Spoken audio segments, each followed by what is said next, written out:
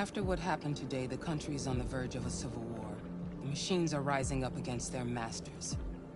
Humans have no choice but to destroy them.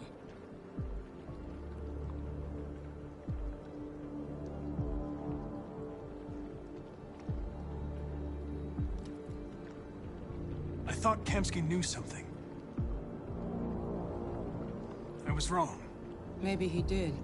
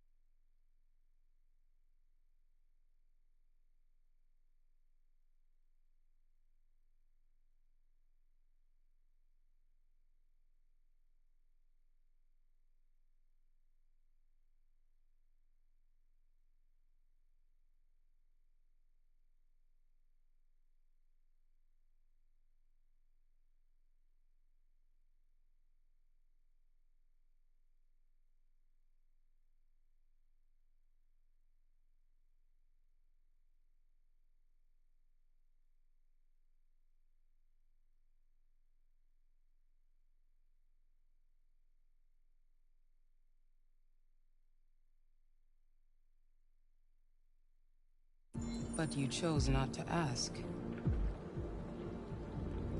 I chose not to play his twisted little game. There was no reason to kill that android. I saw a photo of Amanda at Kamsky's place. She was his teacher. When Kamsky designed me, he wanted an interface that would look familiar. That's why he chose his former mentor. What are you getting at? Did Kamsky design this place? He created the first version. It's been improved significantly since then. Why do you ask?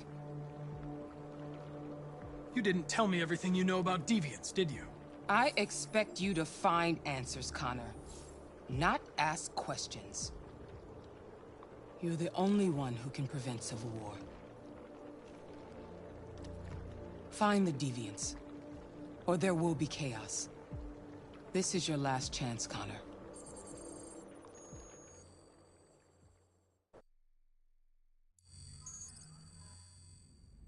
You're off the case. The FBI is taking over. What? But we're onto something. Wait, we just need more time, I'm sure we Hank, you don't get it. This isn't just another investigation. It's a fucking civil war. It's out of our hands now. We're talking about national security here. Fuck that. You can't just pull the plug now, not when we're so close. You're always saying you can't stand androids. Jesus, Hank, make up your mind. I thought you'd be happy about this. We're about to crack the case. I know we can solve it. For God's sake, Jeffrey, can't you back me up this one time? There's nothing I can do. You're back on homicide, and the android returns to cyberlife. I'm sorry, Hank, but it's over.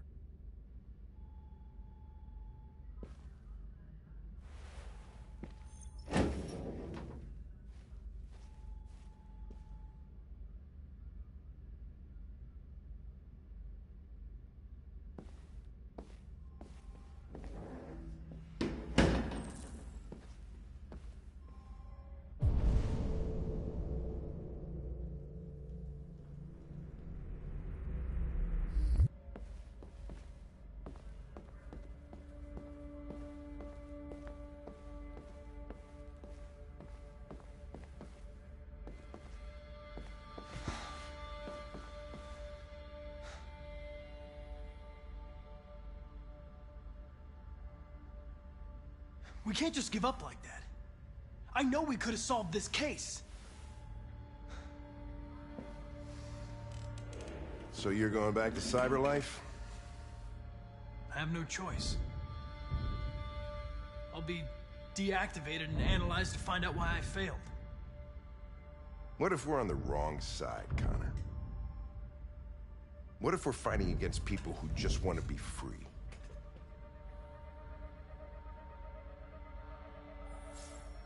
They're not people, Lieutenant. They're defective machines. They're not people.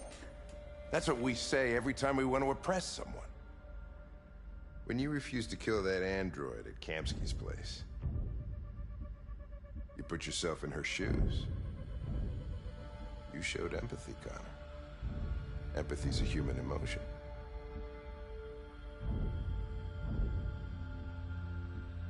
I don't know why I did it. Well, well, here comes Perkins, that motherfucker. Sure don't waste any time at the FBI.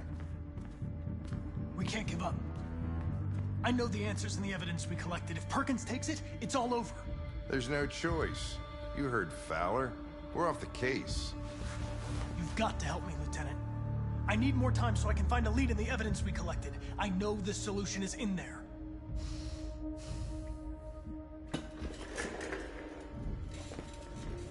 Maybe these deviants deserve a chance. Maybe it's better if you don't find them. What's happening here is too important to let it be stopped by a machine. Sorry, Connor, but I'm not gonna help you.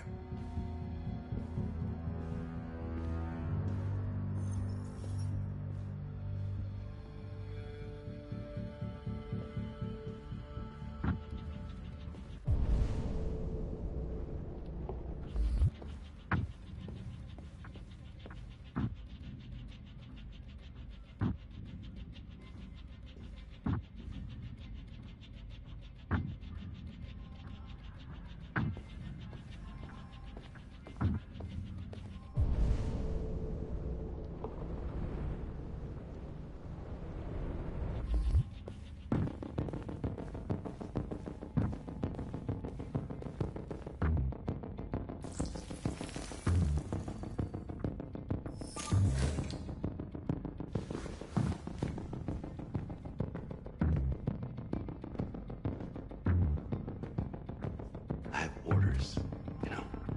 Okay. He's escaping! Stop him!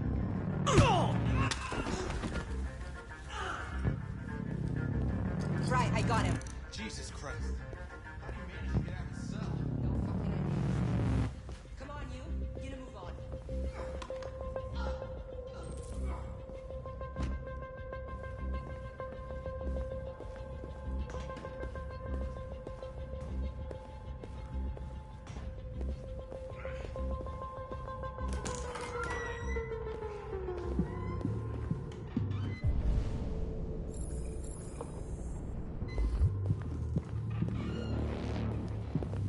Hey, Connor. I'm talking to you, asshole. Where are you going? Wouldn't any plastic pricks around here, or did anybody tell you? I'm registering the evidence in my possession.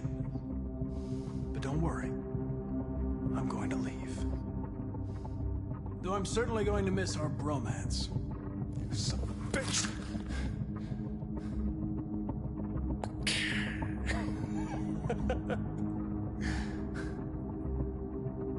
Go on, then. Get a fucking move on. Fucking androids.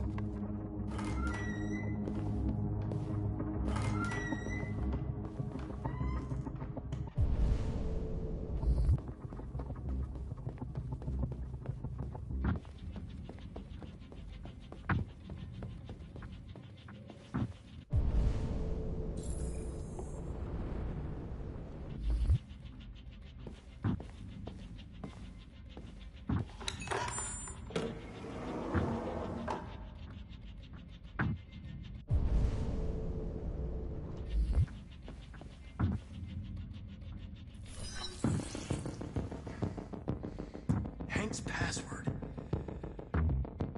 What would a hard-boiled, eccentric police lieutenant choose?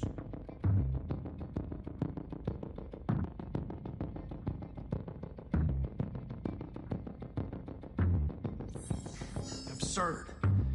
He'd never choose that. I need to think like Hank.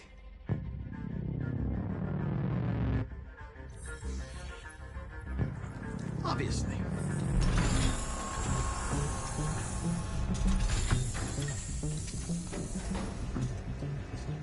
Where is Jericho? The answer's here somewhere. Rupert. The android with the birds.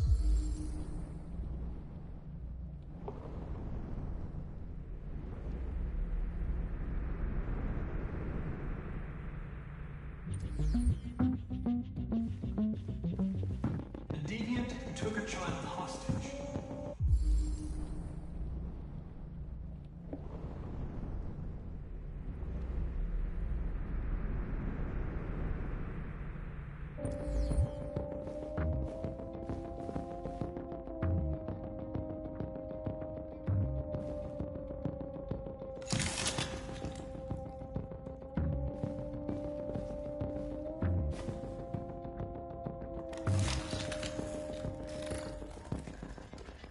Can you hear me?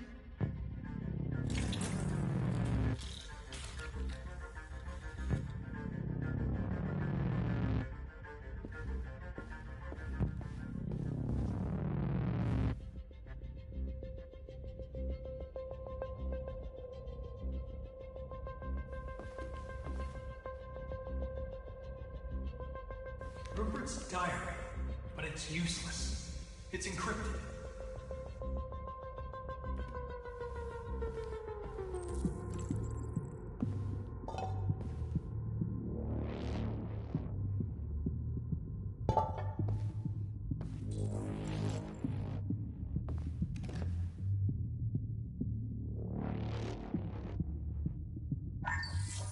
We ask that you recognize our dignity, our hopes, and our rights.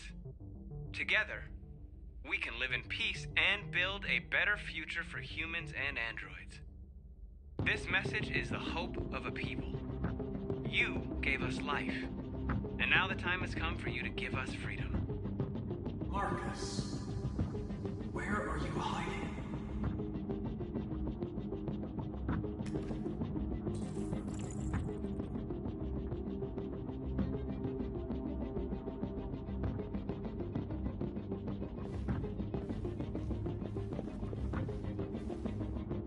The android that murdered its owner.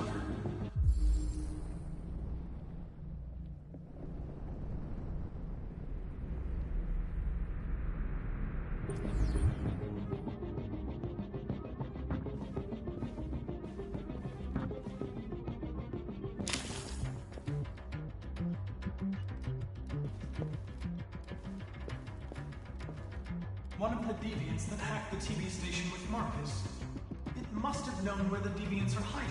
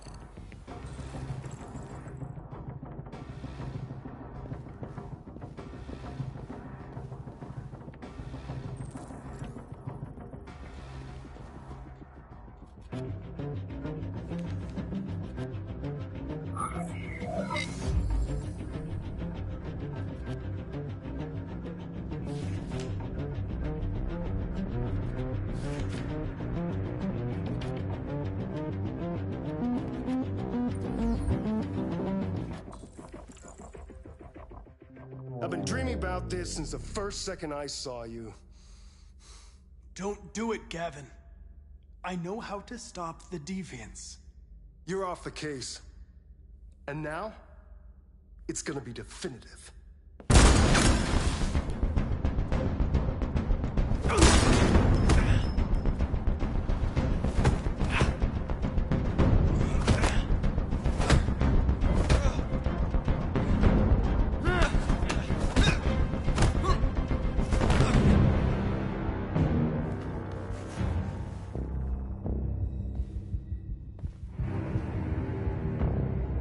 What happened here? Looks like someone's been snooping around. Oh, shit. Get the alarm. Now!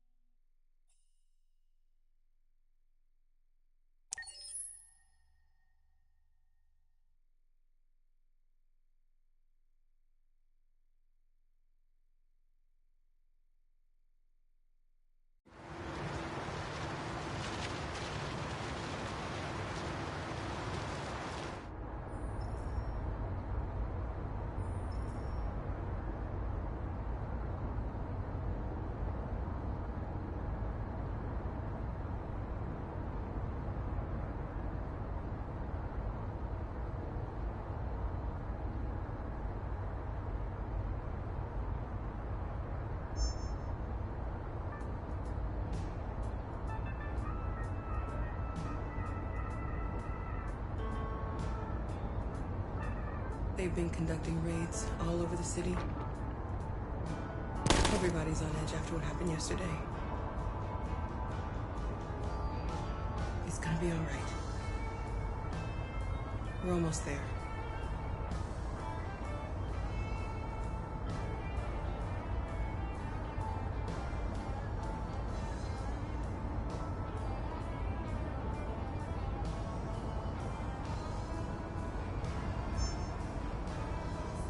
With all androids being turned over to the authorities, the country is grinding to a halt.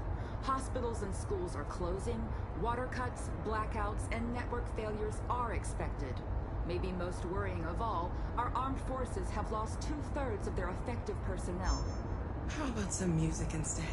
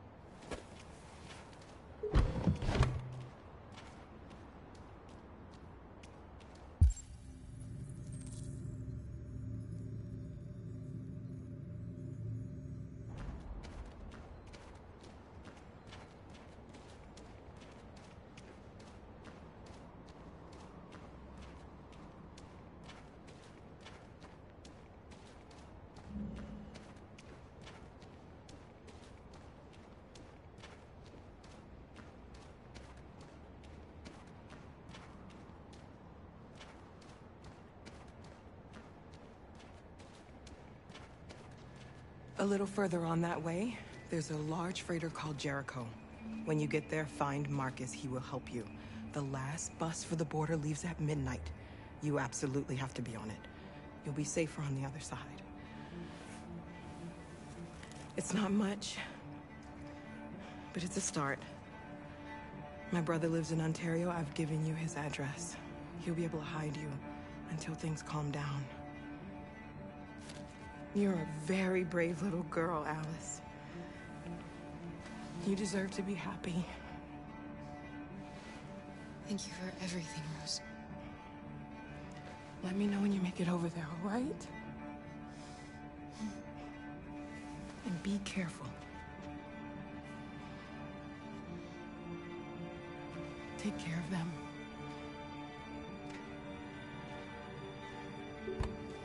Come on, girls. You better not hang around. We have a bus to catch.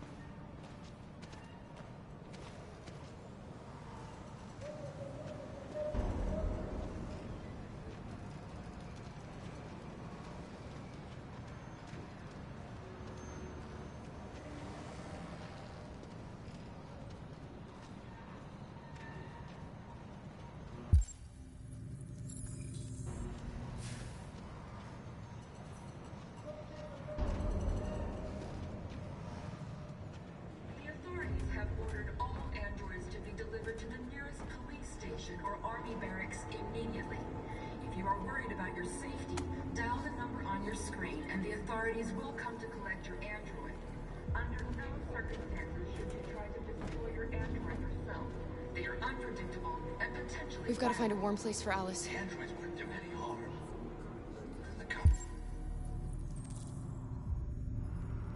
Just cutting them down. It was sheer carnage. There were androids all over the square. And then the police arrived, and they opened fire. I know they're only machines, but they look like just people who want to be free. Following the android crisis and the neutralization of all military androids, we can't just American stand forces by in and the let them Arctic have slaughter been forced to withdraw, leaving the way clear for the Russian army. But according to some sources, the Russian forces also seem mysteriously to have withdrawn. The Kremlin has made no comment for the moment, but it is quite possible that the Russian army has been confronted with a similar crisis among its own androids. The chairman of the United Nations, Douglas Cromwell, has called for the organization of an international conference on the status of the Arctic. In any case, the danger of a third world war seems to have been ruled out for the moment. A new stage has been...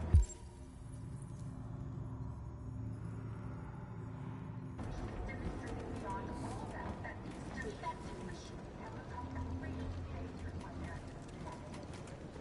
The time has come for us to destroy our machines before they destroy us.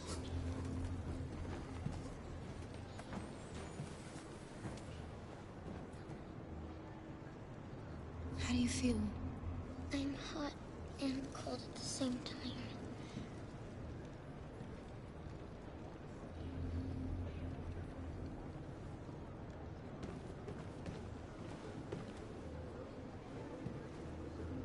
Stay with her. I'll try to find this Marcus. The last bus is in 2 hours.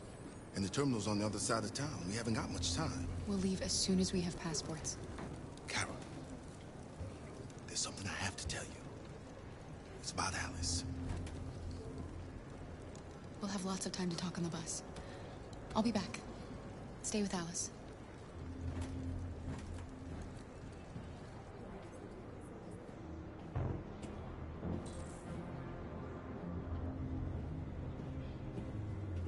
The authorities have ordered all androids to be delivered to the nearest police station or army barracks immediately.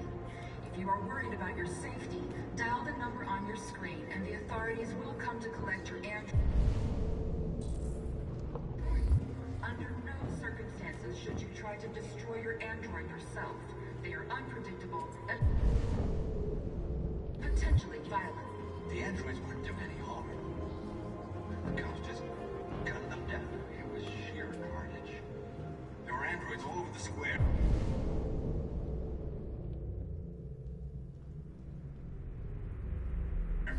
And then the police arrived, and they opened fire. I know they're only machines, but they look like just people who want to be free. Following the android crisis and the neutralization of all military androids, American forces in the Arctic have been forced to withdraw, leaving the way clear for the Russian army. But according to some sources, the Russian forces also seem mysteriously to have withdrawn. You're lost. You're looking for something. You're looking for yourself.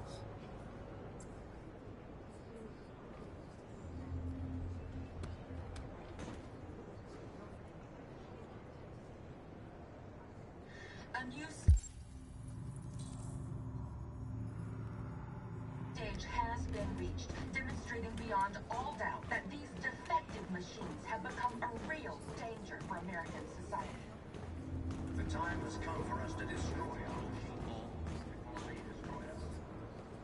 Without the courage and the determination of the police, the machines would have reduced Detroit to a state of chaos. We The can't just let them authorities have slaughter us. ordered all androids to be delivered to the nearest police station or army barracks immediately. If you are worried about your safety, dial the number on your screen and the authorities will come to collect your android. Under no circumstances should You tried to destroy your android yourself. They are unpredictable and potentially violent. Are you Marcus? I'm with a little girl and another android. There's a bus leaving for the border in less than 2 hours, and we need passports. No, Detroit's under curfew. There's soldiers everywhere. They're rounding up all the androids and sending them to camps. Maybe you should stay here a while. Maybe you're right. We might be safer here until things calm down. One of our people used to work in the State Department. He has electronic passports he can easily modify. I'll have him get them to you. Thank you. You said you're with a little girl, right? You know that humans hate us. Why are you protecting her? She needs me. And I need her. It's as simple as that.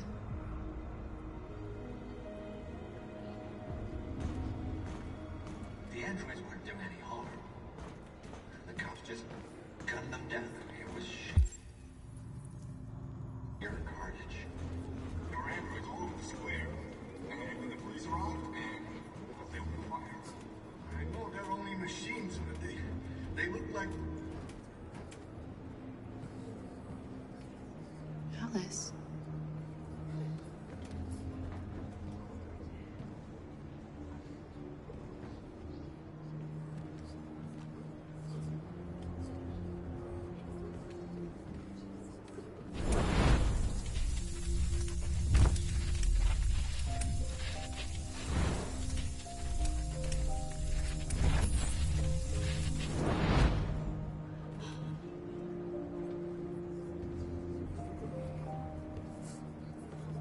You knew from the beginning.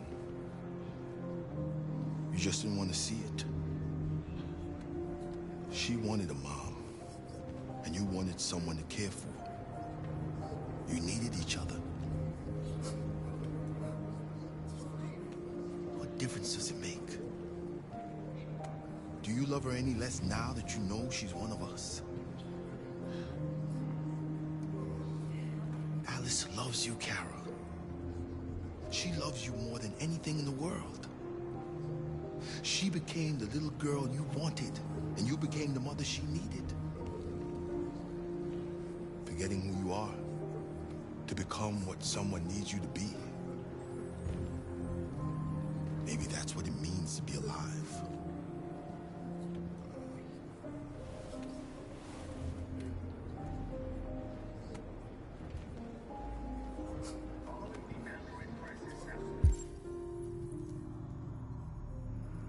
Neutralization of all military androids. American forces in the Arctic have been forced to withdraw, leaving the way clear for the Russian army. But according to some sources, the Russian forces also seem mysteriously to have withdrawn. The Kremlin has made no comment for the moment, but it is quite possible the Russian army has been confronted with a similar crisis among its own androids. The chairman of the United Nations, Douglas Cromwell, has called for the organization to have to choose between vengeance and dialogue with the humans. In any case, the danger of a third world war seems to have been ruled out for the moment. A new stage has been reached, demonstrating beyond all doubt that these defective machines have become a real danger for American society. The time has come for us to destroy our machines before they destroy us. Without the courage and the determination of the police, the machines would have reduced Detroit to a state of chaos. The authorities have ordered all androids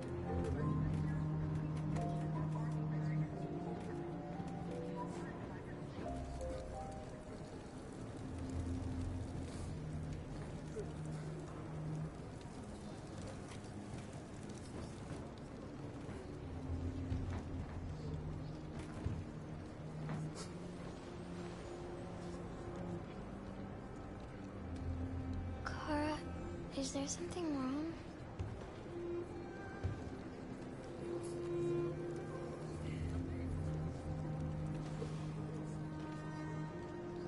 together forever, won't we, Kara? Yes.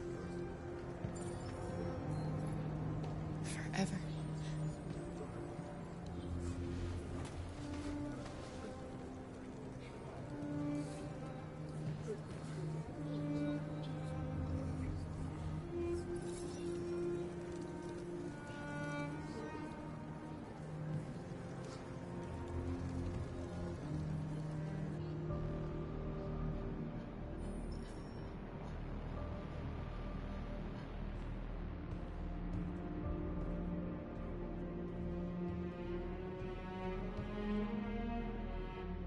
We're short on blue blood and biocomponents. Our wounded are shutting down, and there's nothing we can do. Humans are conducting raids in all the big cities, and they're taking androids to camps to destroy them. It's all our fault. None of this would have happened if we just stayed quiet.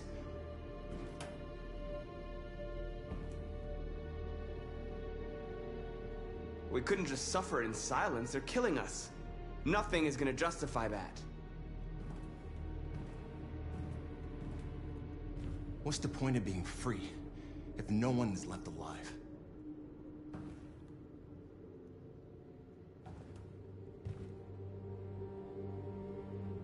Humans enslaved us. I'll never regret standing up to that. This is getting us nowhere. He's right. All that matters now is what we do next. Marcus? Dialogue is the only way. I will go alone.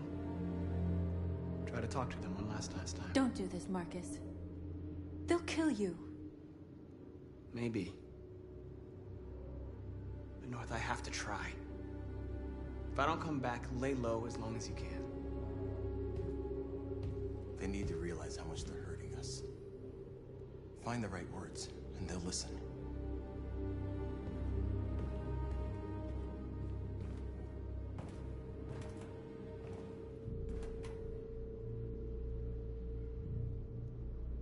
They've been butchering each other for centuries over the color of their skin or whatever god they wanted to worship. They're not gonna change. Violence is just in their genes. They can't stop what we've started. Since you've been here, you've given us hope. You've given me hope. Today, a deviant arrived in Jericho and he told me that he stole a truck transporting radioactive cobalt. He said that he abandoned the truck somewhere in Detroit and rigged it to explode. I convinced him not to do it, to give me the detonator. A dirty ball. We can't lose this war, Marcus. If humans overcome us, our people will disappear forever. This may be our only chance to survive if things go wrong.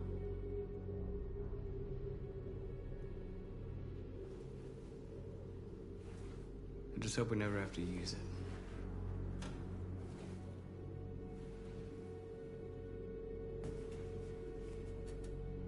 Whatever happens tomorrow, I just want you to know that I'm glad I met you.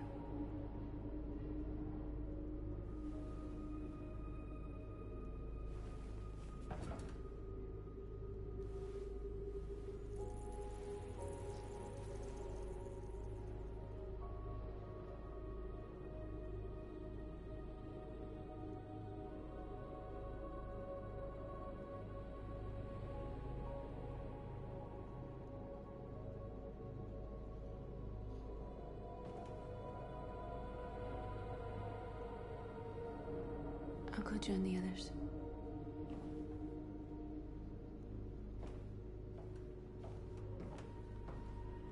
Look after yourself.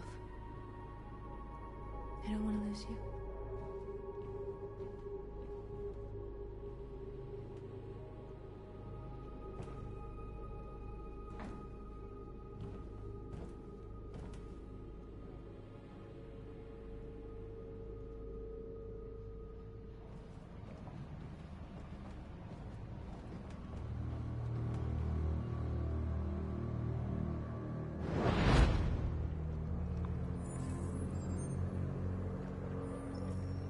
Well done, Connor. You succeeded in locating Jericho and finding their leader. Now deal with Marcus. We need it alive.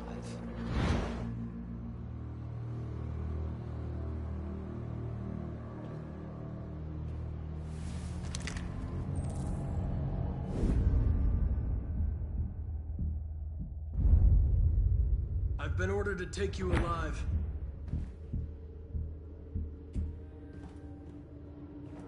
But I won't hesitate to shoot if you give me no choice. What are you doing? You're one of us. You can't betray your own people. You're coming with me.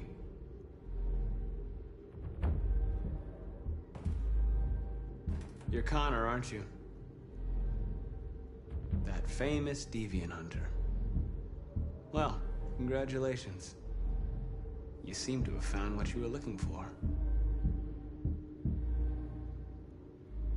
Our cause is righteous, and we are more than what they say. All we want is to live in freedom.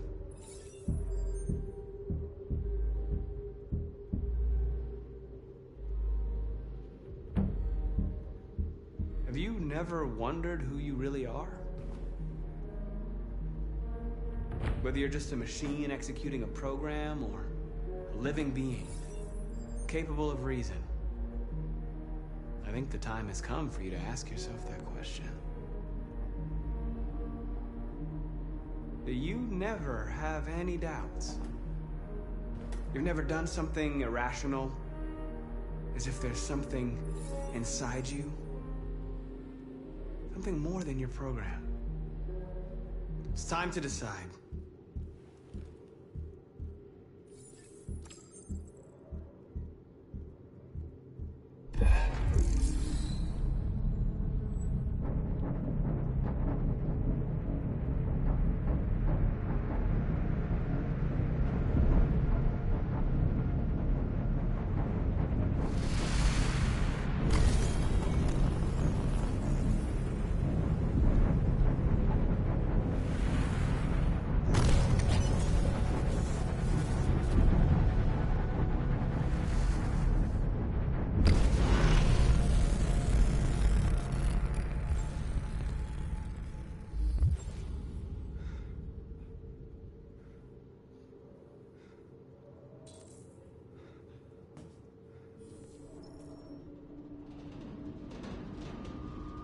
They're going to attack Jericho. What?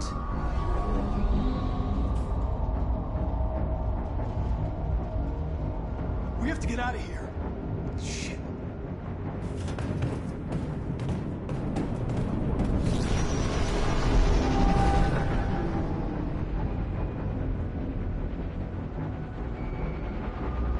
What's going on, Carol? Quick, we've got to get out of here. Come on, go, go, go! Foxtrot, be advised. Delta dancing on your position.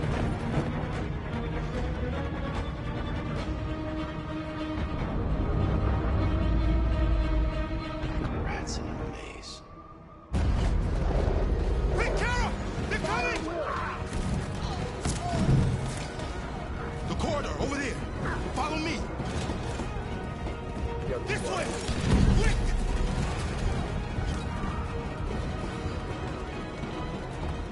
This way. There must be an exit room. Come in! Quick!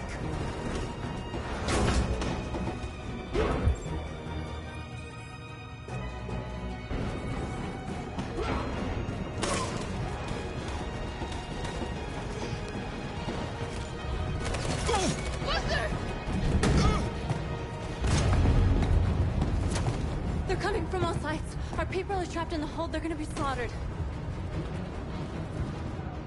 There are exits on the second and third floor. Find them and jump in the river. They're coming from the upper deck now, too. We'll be caught in the crossfire. We have to run, Marcus. There's nothing we can do. We have to blow up Jericho. If the ship goes down, they'll evacuate and our people can escape. You'll never make it! The explosives are all the way down in the hold. There are soldiers everywhere. She's right. They know who you are. They'll do anything to get you. Go and help the others. I'll join you later. Marcus! I won't be long.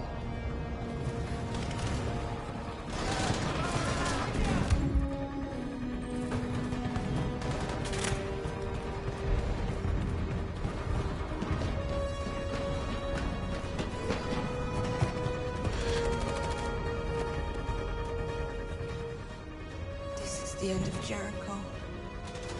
Save our people, Marcus.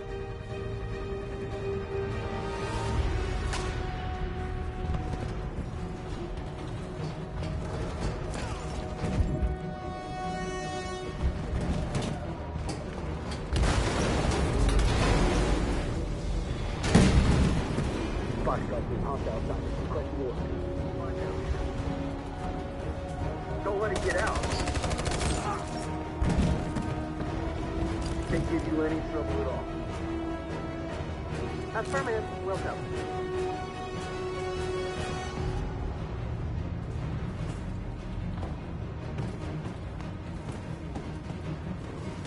It's too late, Cal. Save yourself. Save Alice. No, we're not going to leave you behind. Right, Carl? We can't leave him. What are you doing? I won't leave you. Kara, no.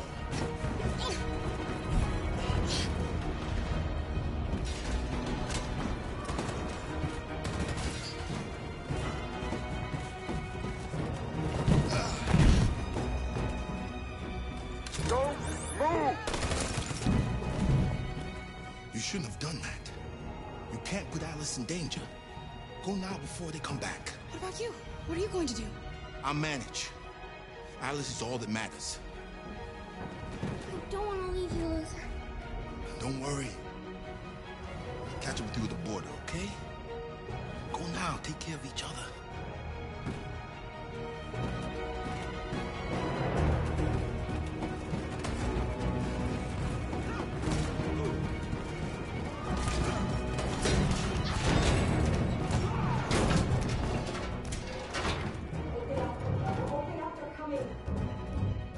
She'll die out there, Kara.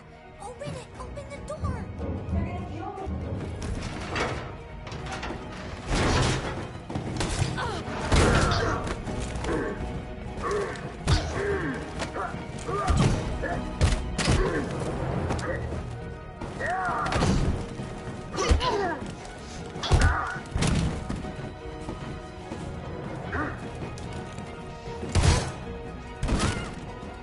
Are you alright, Kara?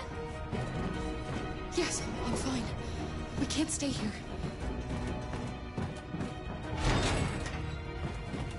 There's more down there! Follow me!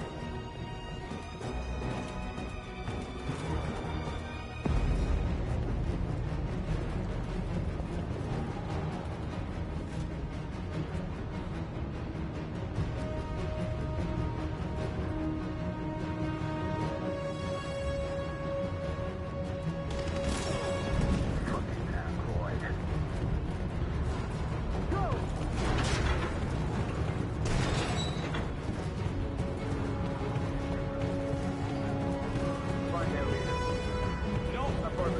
Please don't kill us! Parker, get out of here Don't now! hurt us! We haven't done anything wrong! Please! Shut up!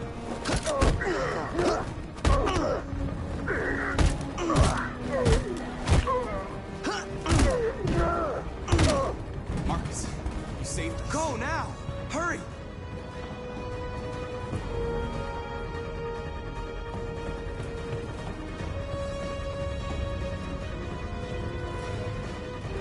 Gamma Squad out. Tango!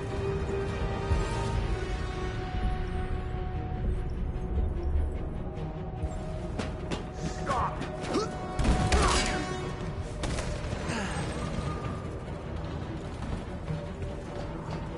Look out! Here they come! Don't move! We surrender! We surrender! Don't shoot!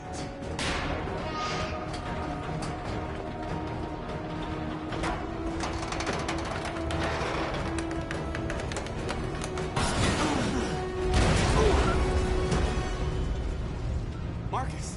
It's Marcus! Go now! Join the others!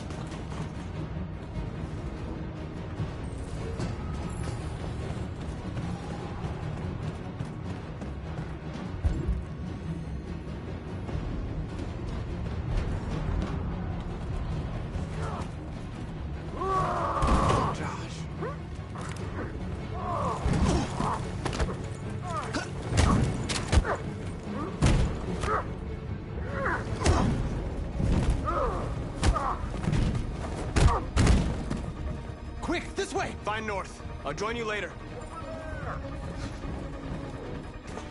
A way out!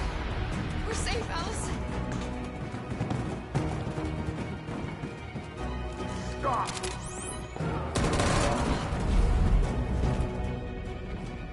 Get down! Don't move.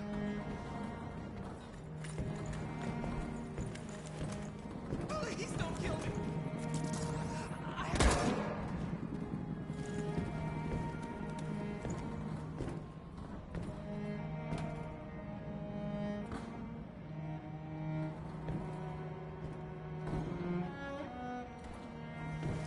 Come on, let's get out of here.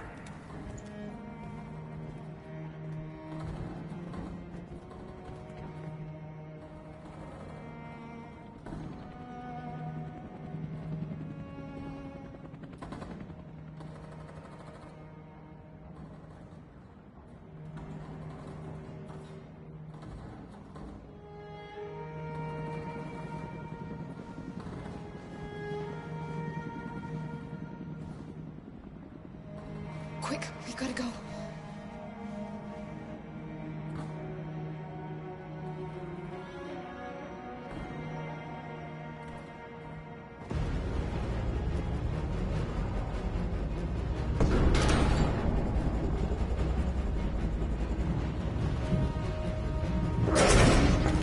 Don't move!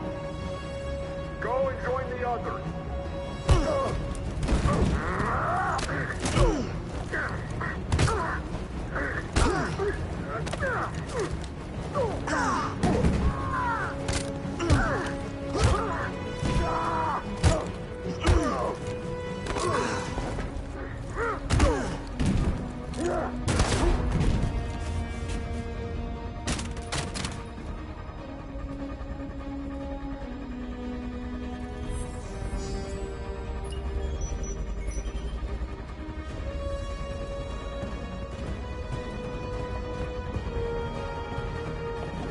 Marcus, Bomb's gonna explode any second. We gotta get out of here.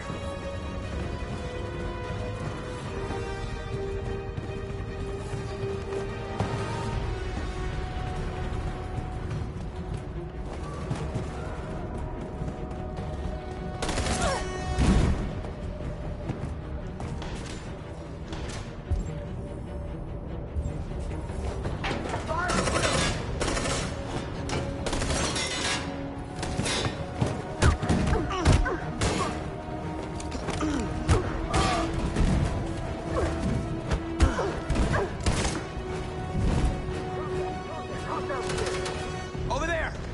Run! Go, now! Let's go! The place is burning!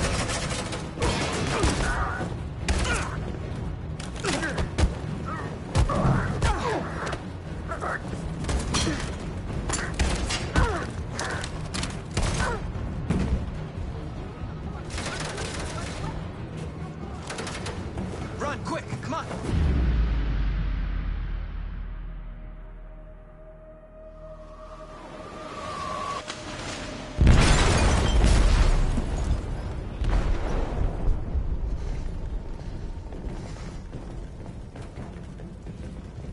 They detonated an explosive in the hold. The ship is sinking, sir. The men to evacuate. Calling all units. Abandon ship and evacuate immediately. Is it over, Marcus?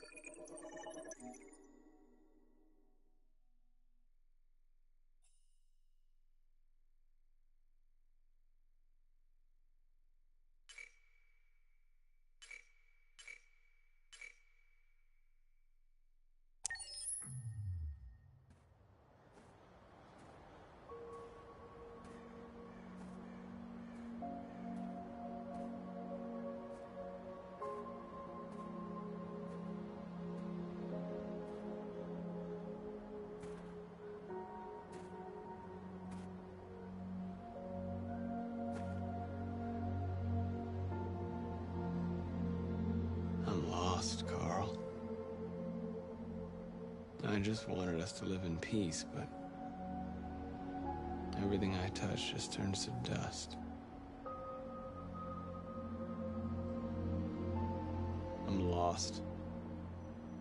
The world's falling apart around me, and I'm trying to do the right thing. And I can't find any answers. What should I do, Carl? They're killing us. I don't want to answer violence with violence, but what choice do I have? I miss you, Carl. I miss you so much.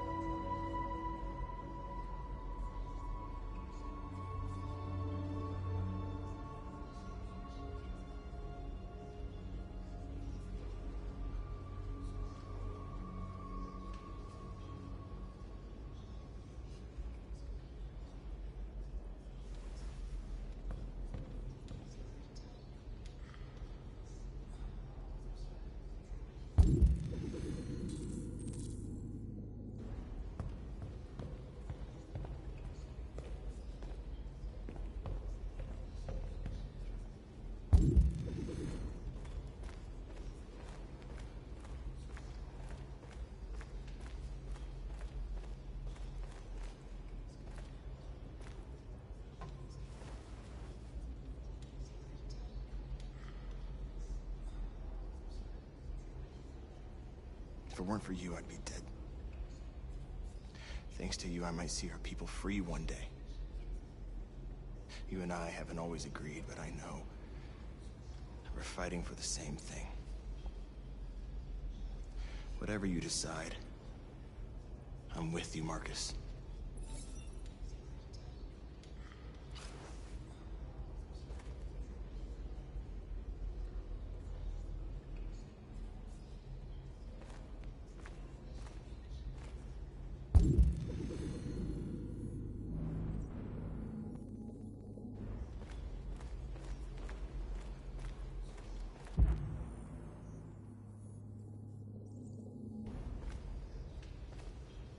It's my fault the humans managed to locate Jericho.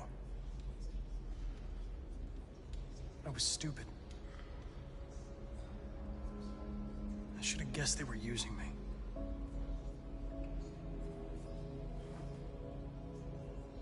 I'm sorry, Marcus. I can understand if you decide not to trust me. You're one of us now. Your place is with your people. There are thousands of androids at the CyberLife assembly plant. If we could wake them up, they might join us and shift the balance of power. You want to infiltrate the CyberLife tower? Connor, that's suicide. They trust me. They'll let me in. If anyone has a chance of infiltrating CyberLife, it's me. If you go there, they will kill you. There's a high probability. But statistically speaking, there's always a chance for unlikely events to take place.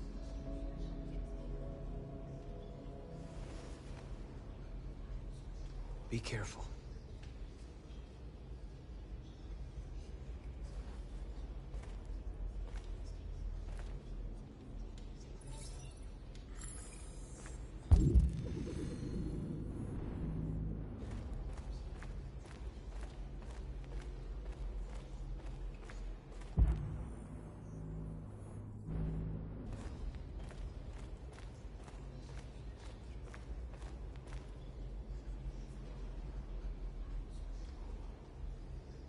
I thought you'd be safe staying with us.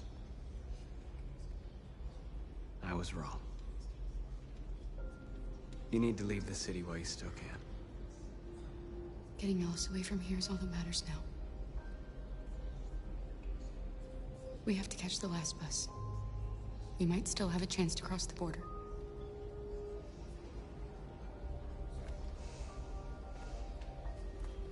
Marcus.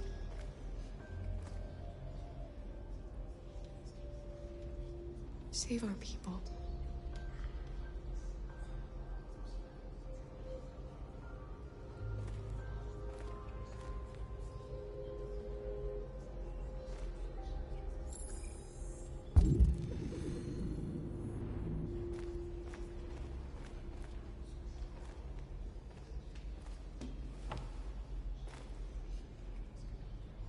They say they don't want to take any risks with deviants. So they're rounding our people up and taking them to the camps for extermination. In a few hours, we're gonna be the only ones left. How many of us survived the attack? A few hundred? Maybe more if you count those hiding all over the city. If you hadn't triggered the bomb, we'd all be dead. What's your system status? I'm okay. Well, it didn't hit any components. You could have been killed trying to save me, Marcus. You have to think of our people first. Nothing else matters. In a few hours, it'll all be over. We'll have changed the world, or the world will have destroyed us.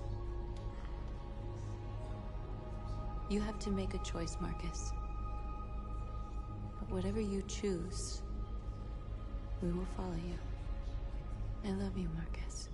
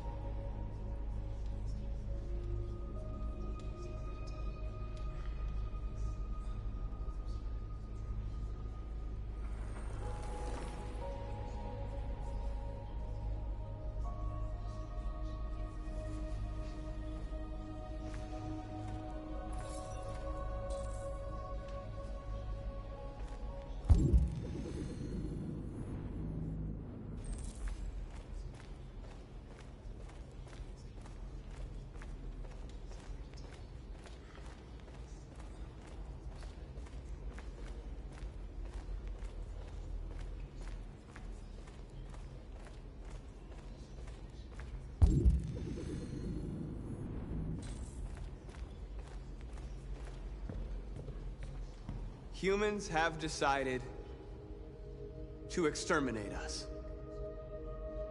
Our people are packed in camps right now, being destroyed. Time has come to make a choice. One that very well may determine the future of our people.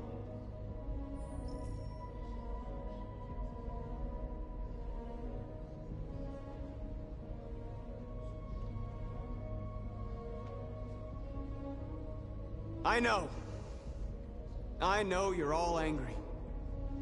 And I know you want to fight back. But I assure you, violence is not the answer here. We are going to tell them, peacefully, that we want justice. And if there's any humanity in them, they will listen. And if not, others will take our place and continue this fight. Are you ready to follow me?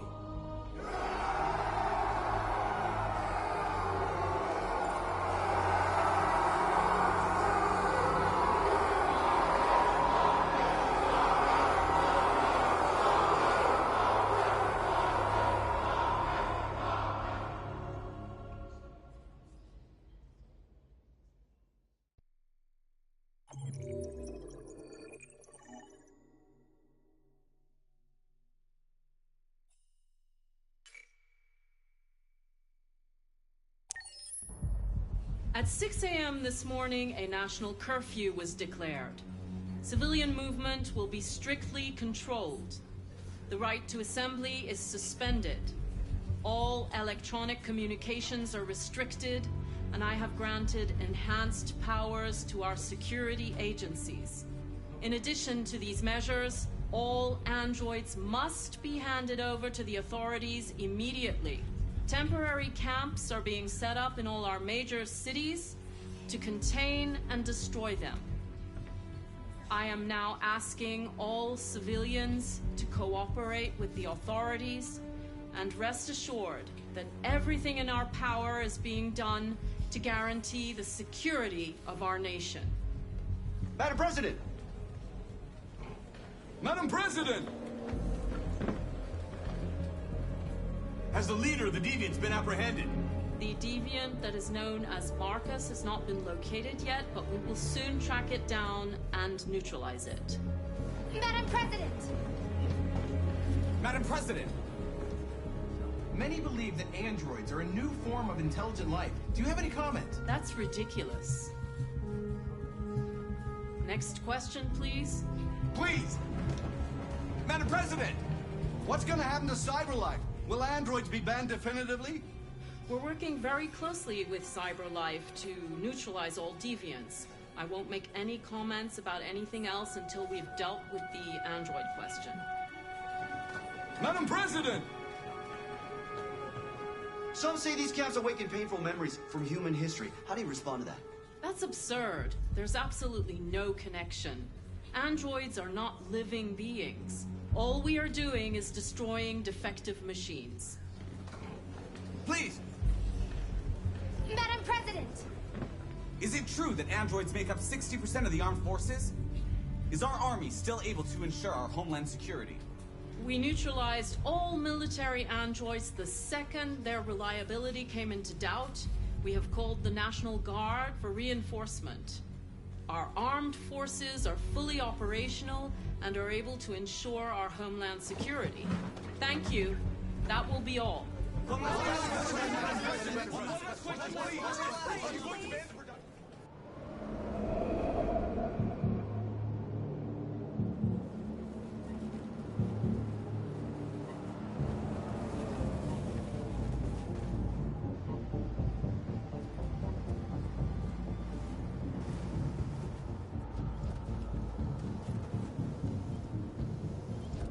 Connor model 313-248-317. I'm expected. Identification successful. Okay. Go ahead.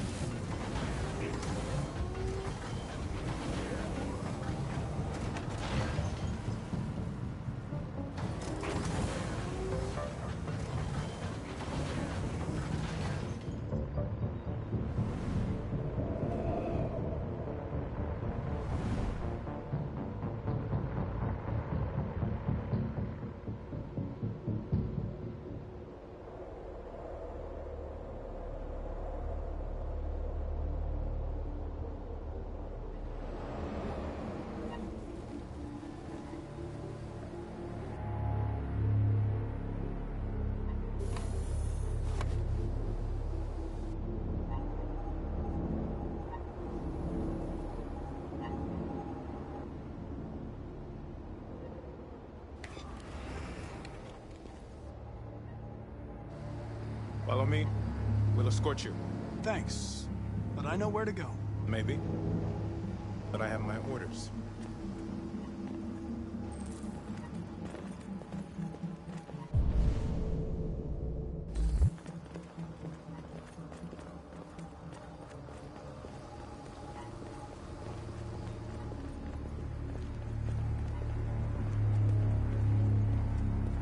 Agent 23 identified.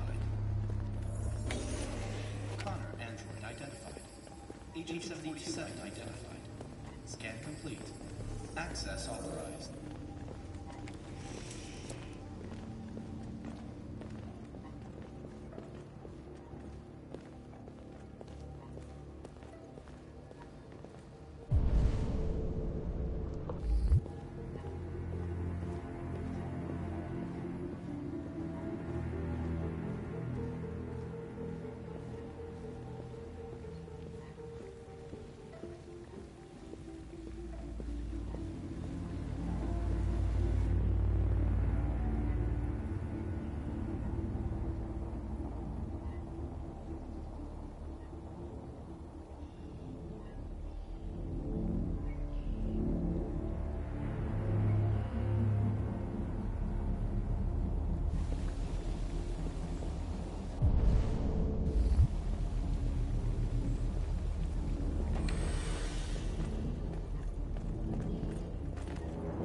Agent 54, level 31. Voice recognition validated. Access authorized.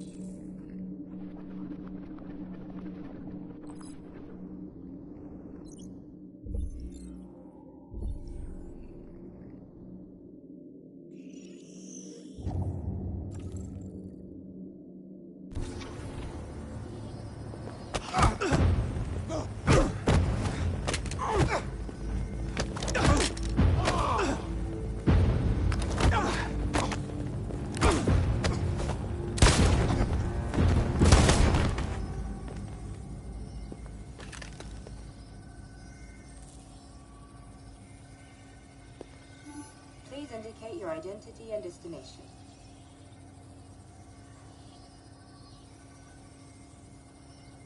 Agent 54, level sub 49. Voice recognition validated. Access authorized.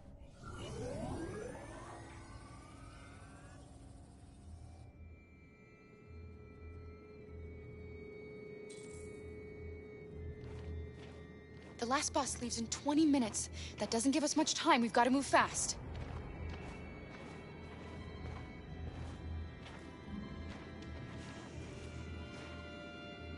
Are you all right? I'm really cold.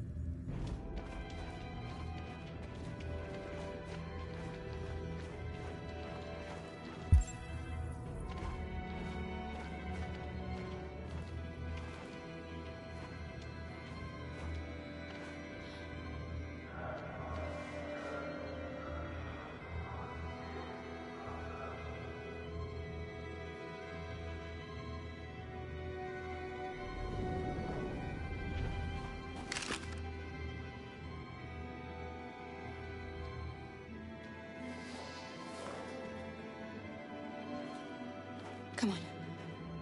Let's not stay here.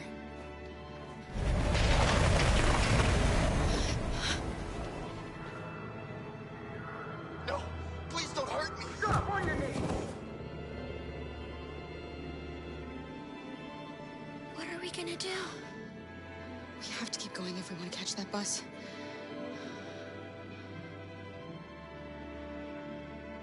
Stay close to me. We're going to sneak past them without being noticed. We're going to make it, Alice, I promise you.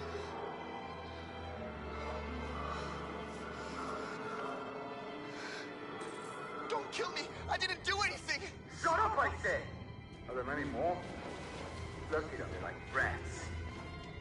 The more you look, the more you find. Oh, we don't have to spend the night here. I'm freezing my nuts off.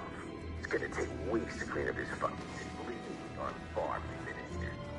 There are soldiers everywhere. We need to be careful. Come on, get moving. Hurry up, get in.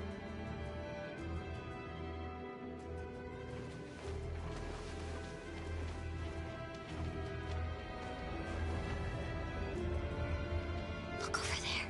It's Luther. We can't help him, Alice. The soldiers are everywhere. We can't just leave him. They're going to kill him.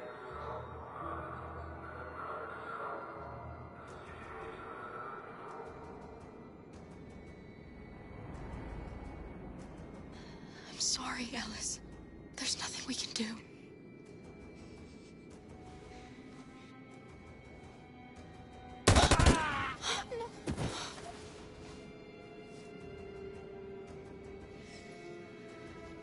We have to keep moving. Hey, buddy. This is a mistake. I'm human. I just want to go home. My wife is expecting me, and we're gonna... Got orders to check all civilians.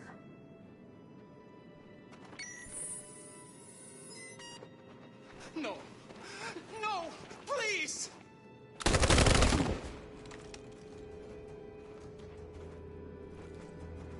Fucking androids.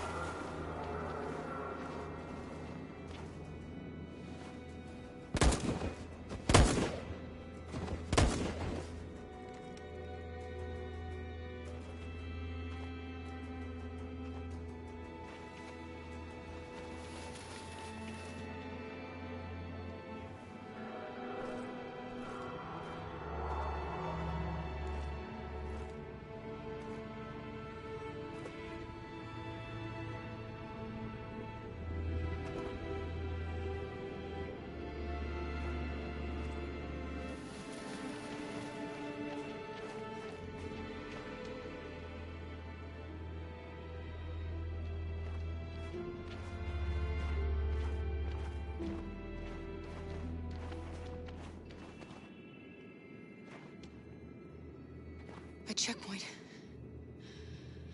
We have passports, it should be okay, but you never know. Is there another way? We could take a detour, but we might miss the bus. Maybe it's better to be safe.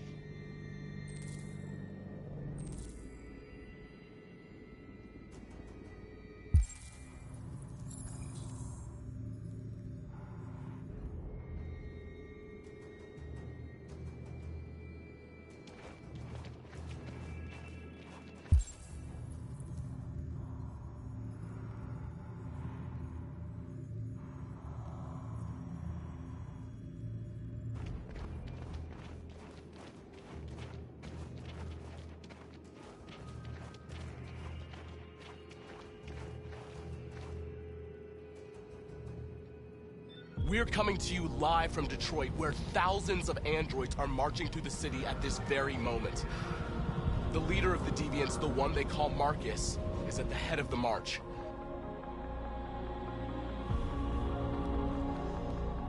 Something's happening in Detroit, Madam President.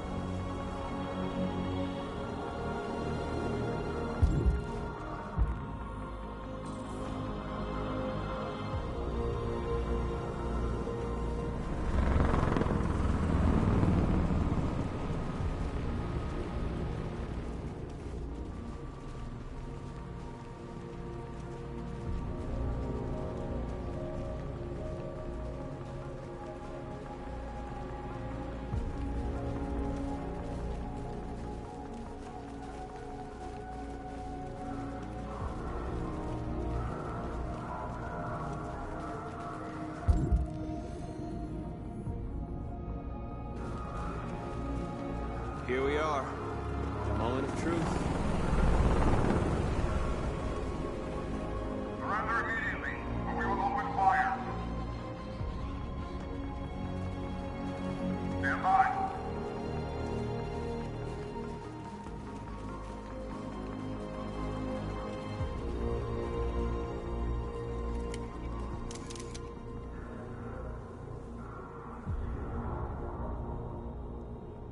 We don't want confrontation. We are protesting peacefully. I repeat, surrender now, or we will open fire.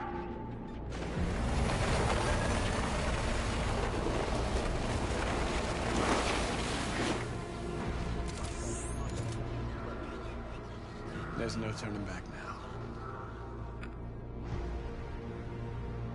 We ask that you release all androids detained in camps and cease all aggression against us. We are peaceful. We will not resort to violence. But we are not leaving until our people are free.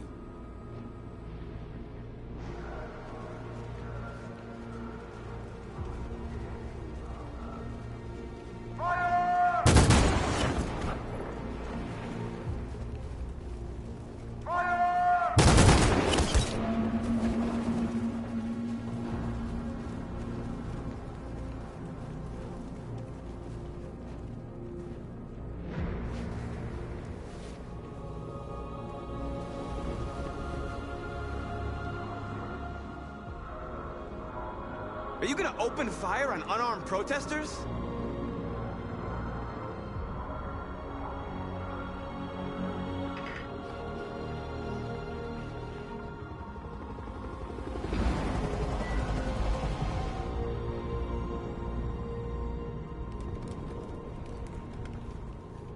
All teams, hold your fire. Yes, Michael, we are less than 100 meters away, and events are unfolding as we speak. We will continue to bring you live updates. Josh Douglas, Channel 16. Michael, back to you. Marcus, what do we do now? We hold out. As long as we can.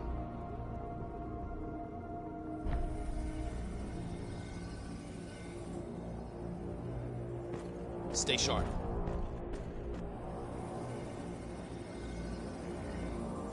Shit.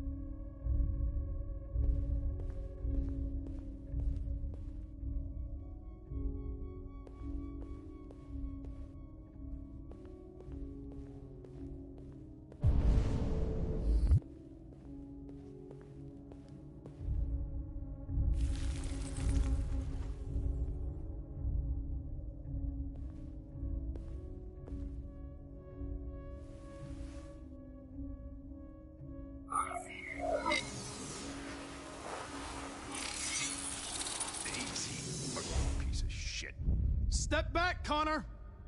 And I'll spare him. Sorry, Connor. This bastard's your spitting image.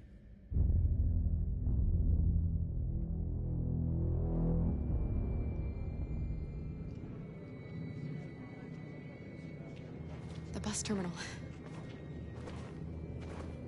We've arrived, Alice. We made it.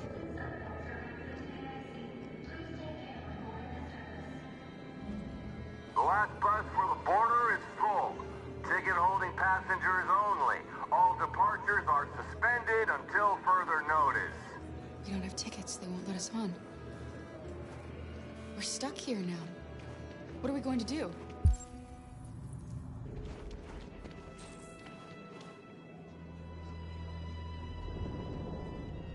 Marcus.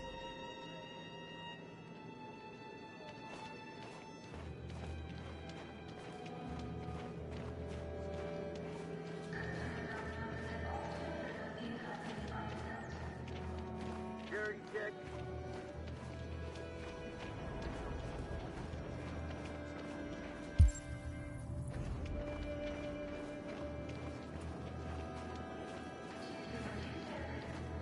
Thank you.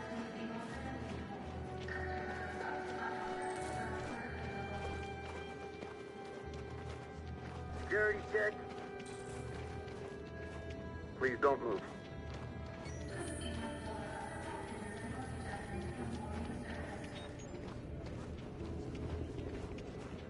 Thank you.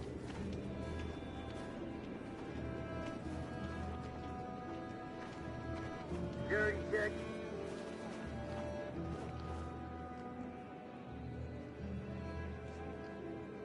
I think Oliver likes you.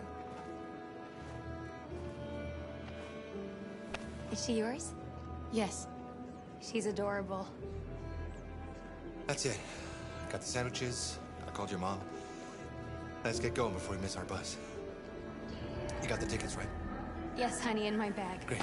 Let's go then.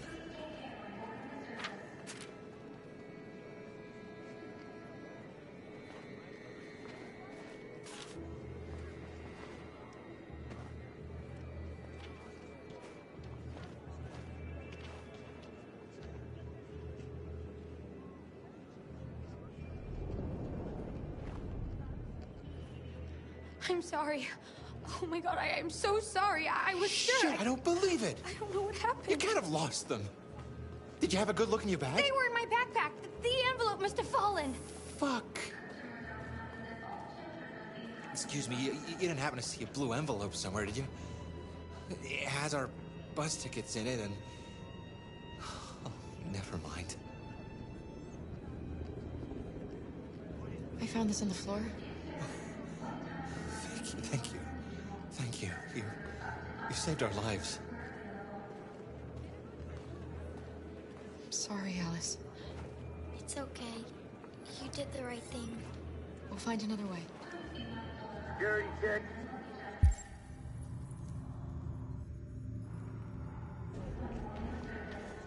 Please don't move.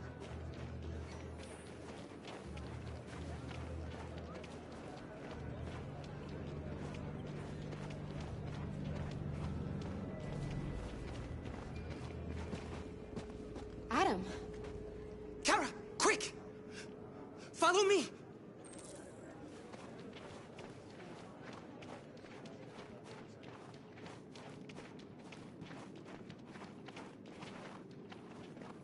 Oh, thank God you're alive. Oh my God. We saw the Jericho raid on TV. I was terrified you might have been killed because of me. How did you find us? Oh, I knew if you made it, I'd find you here. They're searching for androids door to door. We had to leave before someone turned us in. What about the others?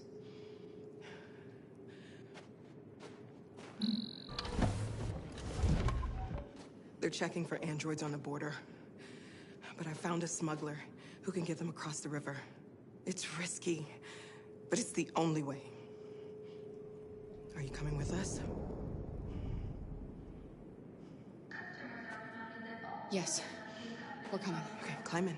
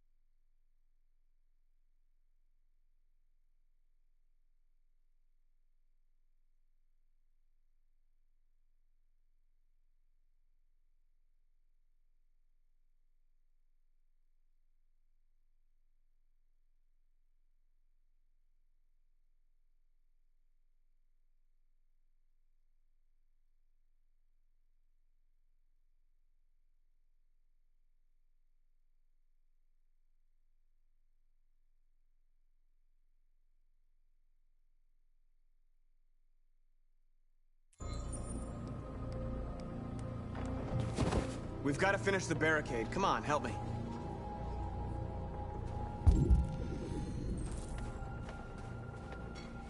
Hey, help me!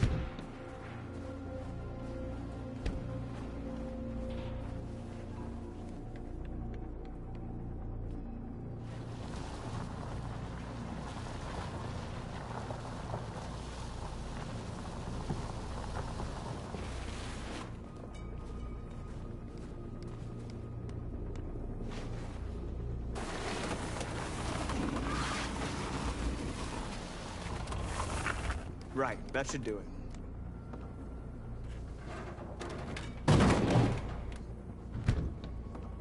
I know it was not an easy decision to make. But I'm sure we're doing the right thing.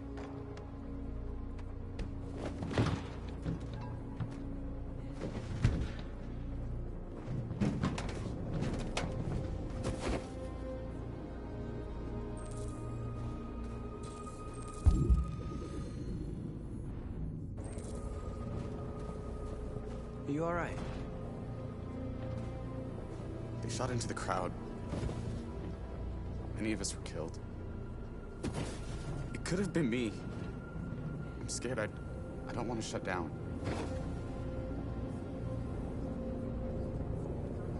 We're here because we never want to feel that fear again.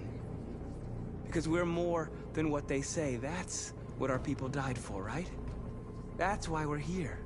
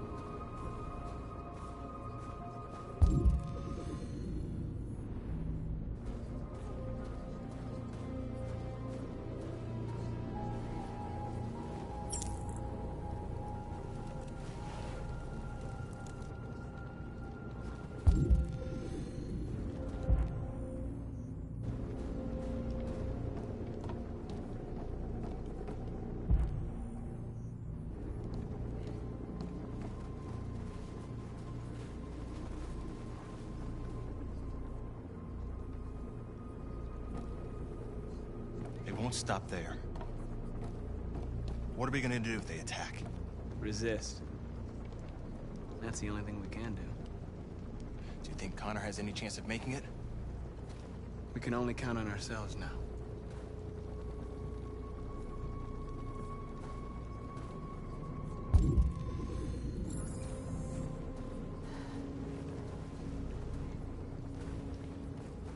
This won't hold him for long, but I guess it's better than nothing.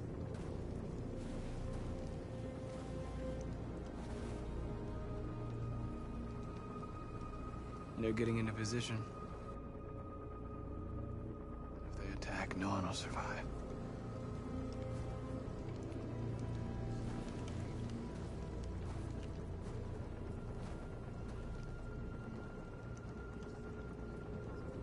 There's no other way out. They are going to kill us. The only hope we have left is that we don't die for nothing.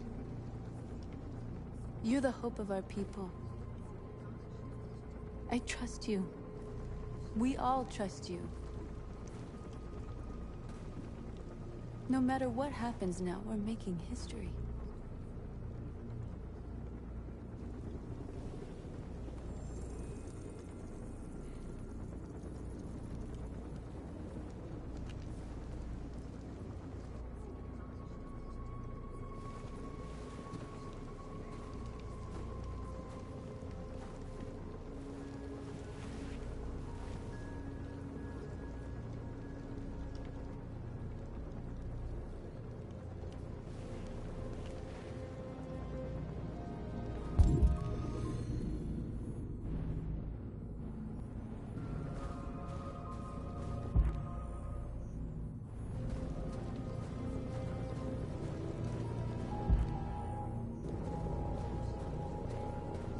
Many of our people have fallen.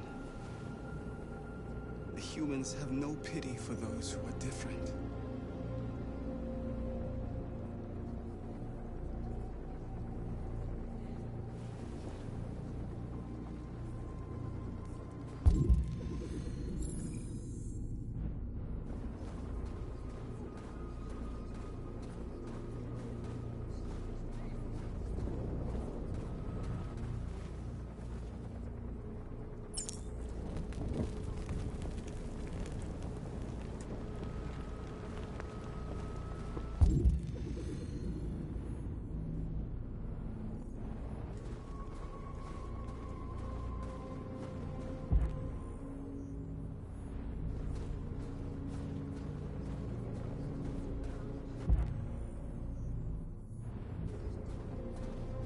Marcus, we found what you asked for.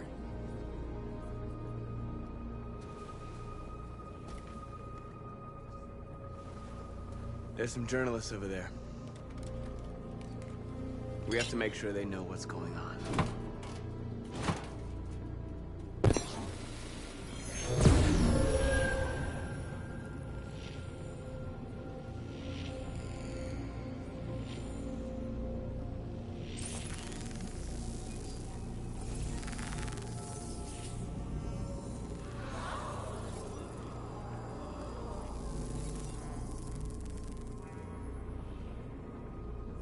Marcus! Marcus, come look!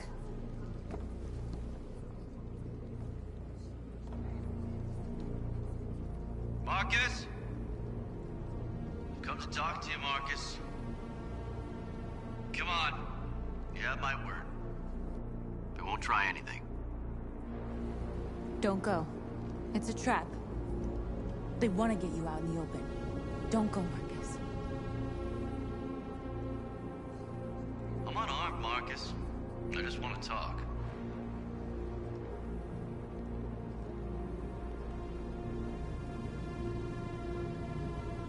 I need to hear what he has to say. What if they kill you? And that's a chance I'll have to take.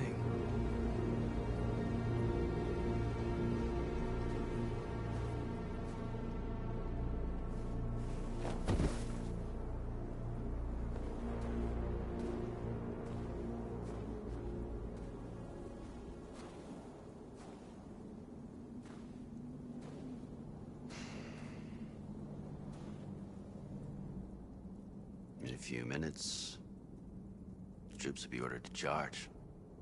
None of you will survive. It'll all be over. You can avoid that, Marcus. What do you mean? Surrender. Surrender, and I give you my word, your life will be spared. You'll be detained, but none of you will be destroyed. What happened to the other androids demonstrating in the camps? Unfortunately, there were no journalists around to help save them. You're it.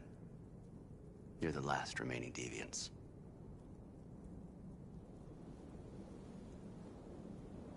You asking me to betray my people? I am offering you the chance to save your people. You're not walking out of here, Marcus. The only thing you can save now are the lives of those around you.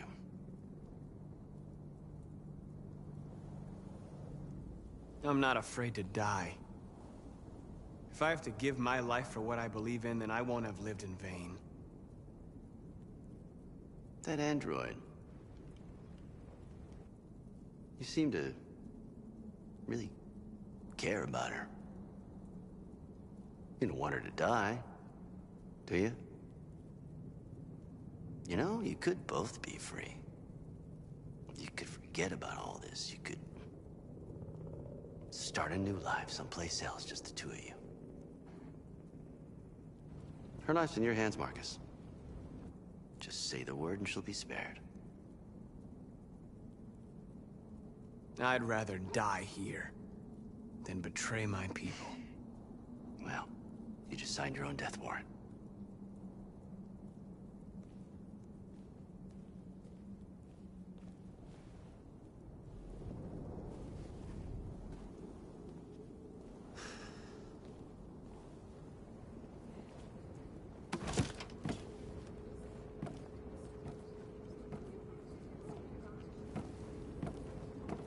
What happened, Marcus? What did he say?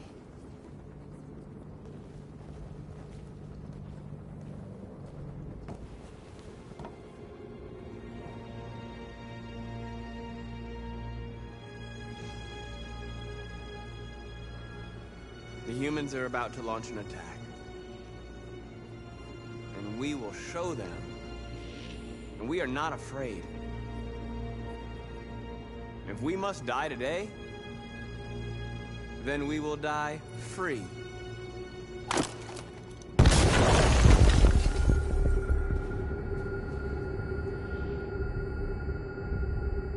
Your friend's life is in your hands. Now it's time to decide what matters most. Him or the revolution? Don't listen to him. Everything this fucker says is a lie. I used to be just like you. I thought nothing mattered except the mission. But then one day I understood. Very moving, Connor. But I'm not a deviant. I'm a machine designed to accomplish a task, and that's exactly what I am going to do. That human means nothing to me. You can kill him if you want, I don't care. I have access to your memory. I know you've developed some kind of attachment to him. Are you really ready to let him die after all you've been through? Are you really going to turn your back on who you've become? Enough talk! It's time to decide who you really are. Are you going to save your partner's life? Or are you going to sacrifice him? All right. You win.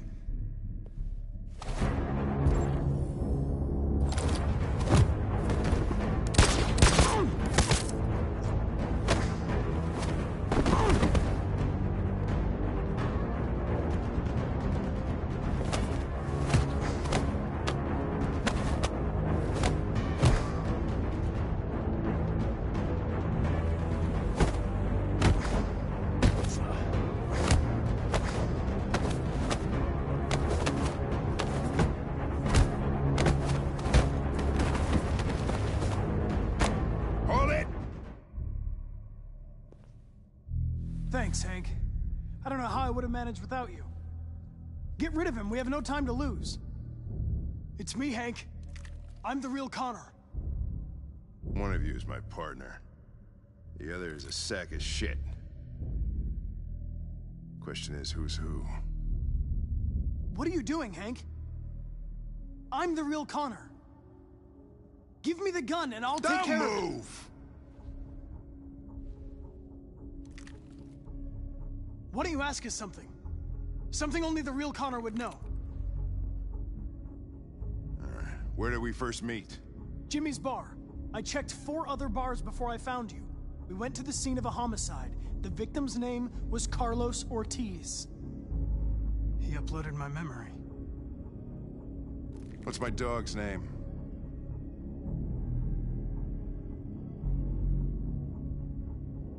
Sumo. His name is Sumo. I knew that too.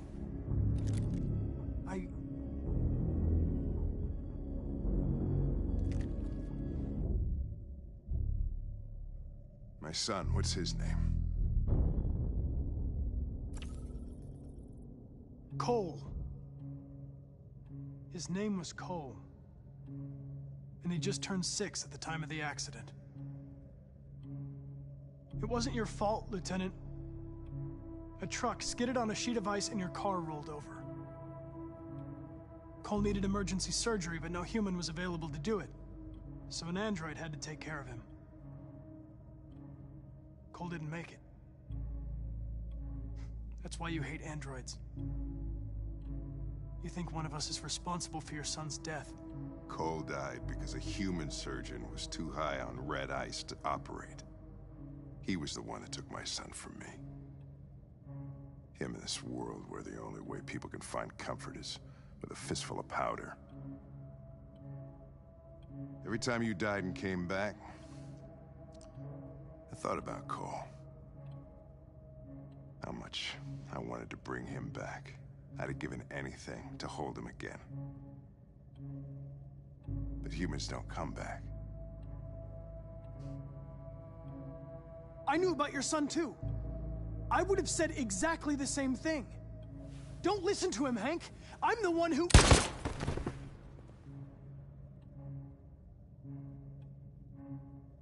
Yeah, I've learned a lot since I met you, Connor. Maybe there's something to this. Maybe you really are alive. Maybe you'll be the ones to make the world a better place. Go ahead, do what you gotta do.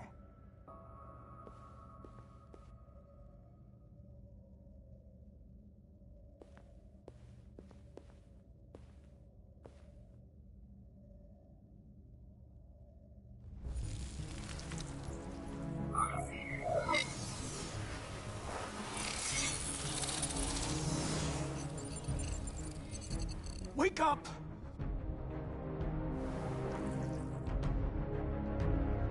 Wake up, wake up. Wake up, wake up. Wake up, wake up. Wake up, wake up. Wake up, wake up. Wake up. Wake up.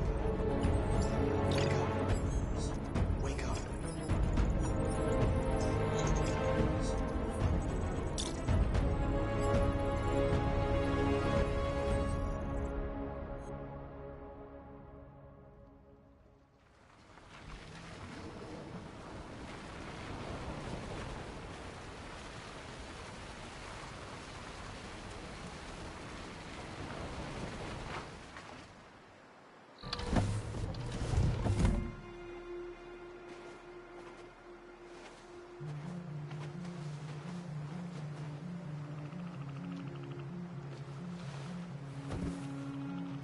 Time. I'm sorry we got held up. Did anybody see you? No. I don't think so. You got the money? Yes. Here it is. Okay. Your boat's over there. They got border patrol and the banks and the river. Don't start your engine until you're out far enough. Okay? And watch the current. Good luck.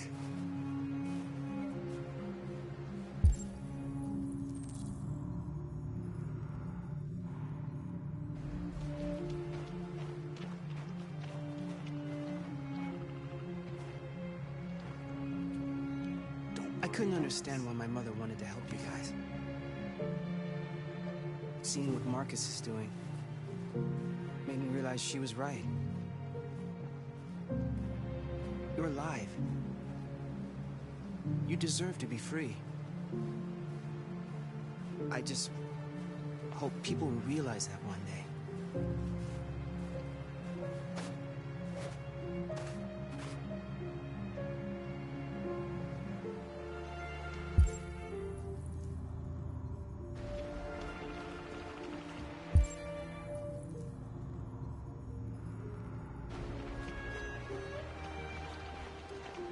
It's not even a half mile to the other side. Okay, so it shouldn't take that long. Be careful, there's border patrol on the river. Thank you so much, Rose. I only wish I could take you myself. I don't like leaving you out here. Goodbye, Atlas. You take good care of yourselves. Okay, I'll see you on the other side.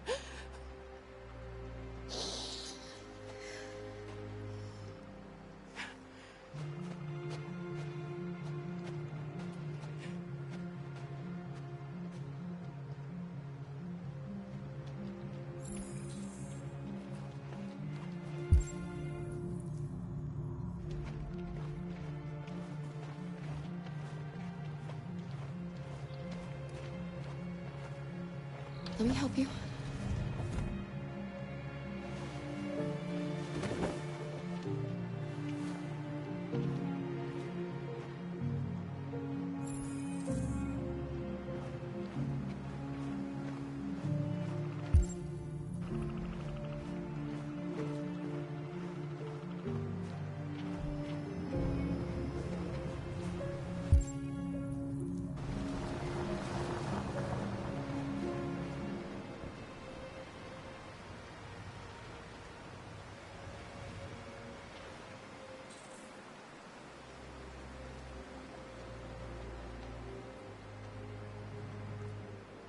You better not fall in. Our biocomponents will freeze.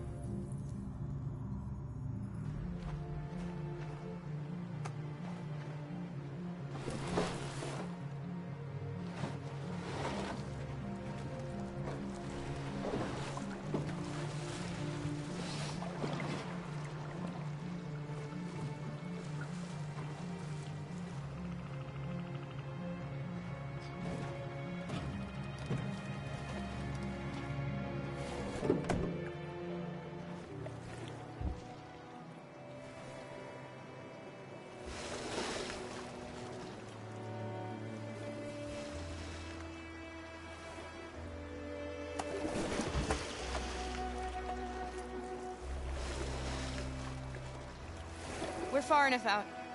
We can use the engine.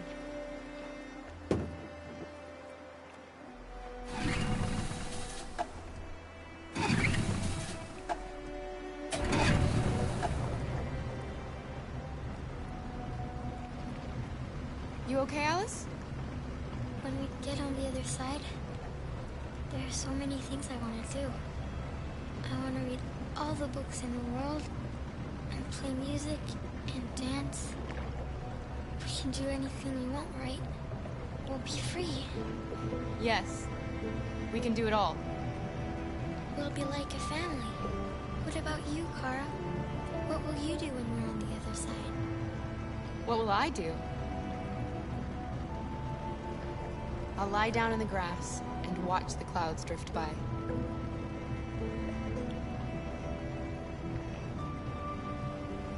They're coming towards us! Here they come!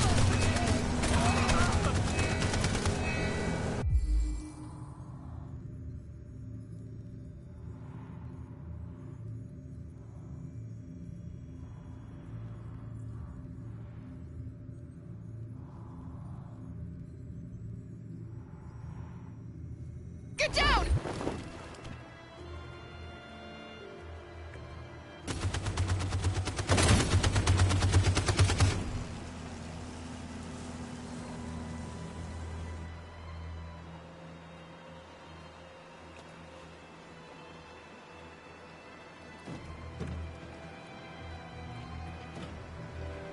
They've gone.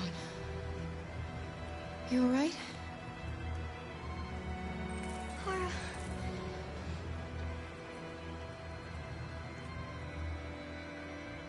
You'll be okay, Alice. It's nothing. We'll get you taken care of as soon as we're across. You'll be fine.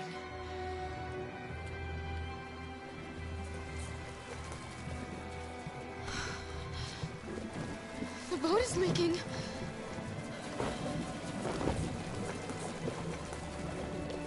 We're too heavy. We're going down. We have to get to the other side before we sink.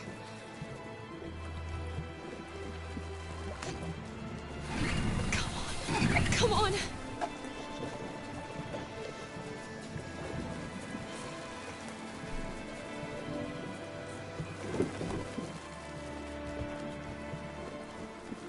We can't die here. Not like this.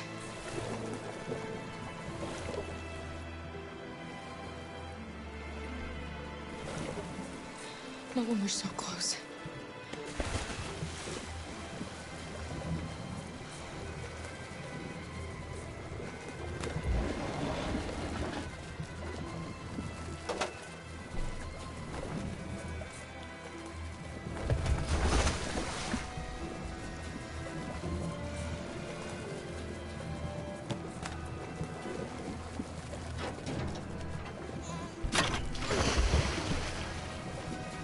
We're not gonna die, Alice. We're gonna make it. We're gonna be free.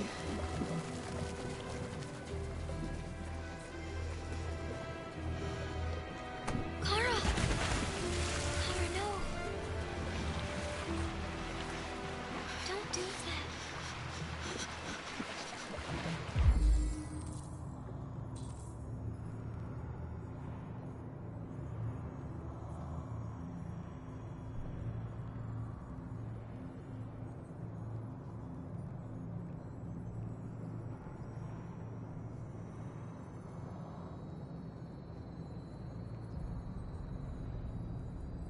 We're interrupting this news bulletin to bring you the latest news live from Detroit. Joss? Yes, Michael. The army has just launched an attack on the barricade, despite the fact that the Deviants were protesting peacefully. Have apparently decided to put an end to the Deviants' demonstration by force this time.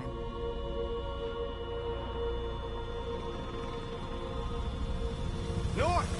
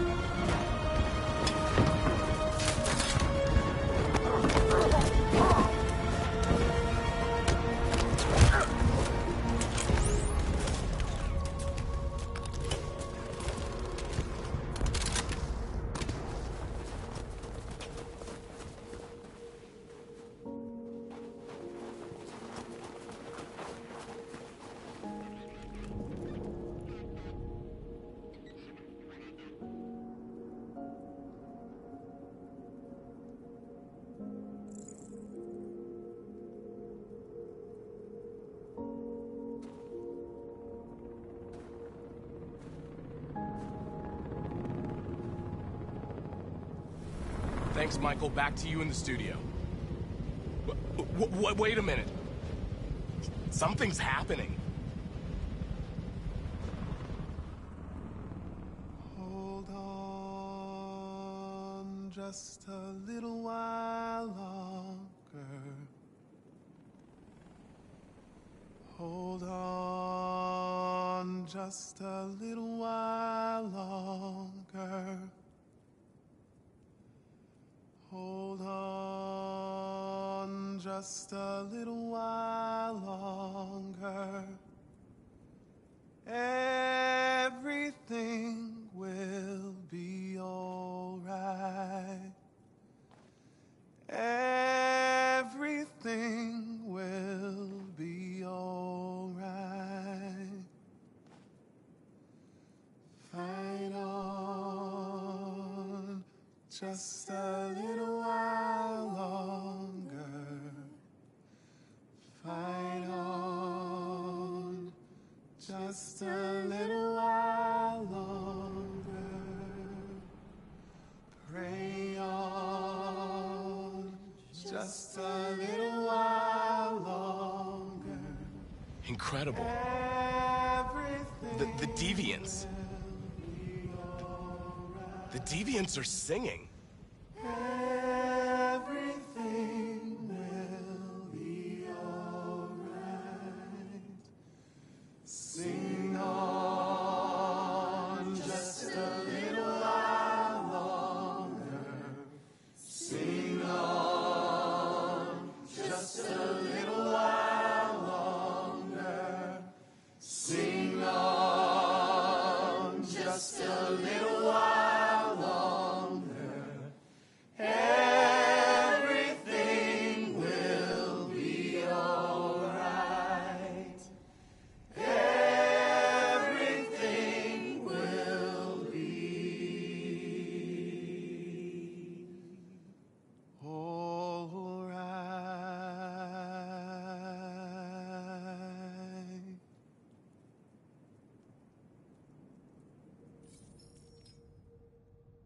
Tell them to stand down. It looks like... Yes, the military is withdrawing.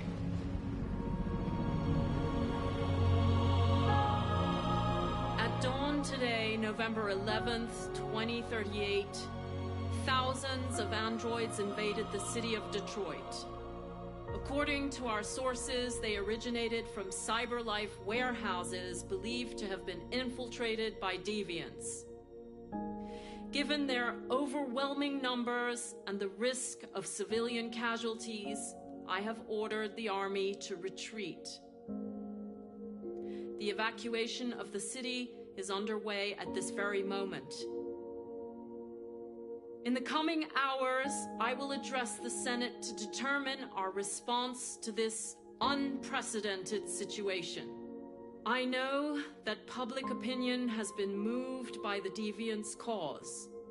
Perhaps the time has come for us to consider the possibility that androids are a new form of intelligent life. One thing is certain. The events in Detroit have changed the world forever.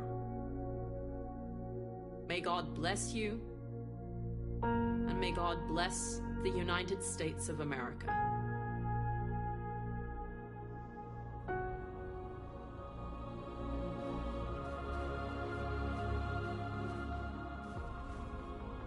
You did it, Marcus.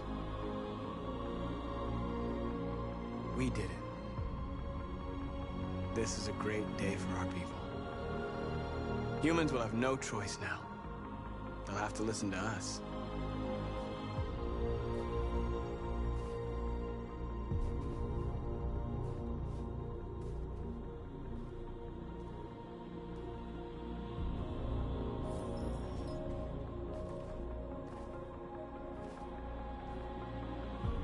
We're free.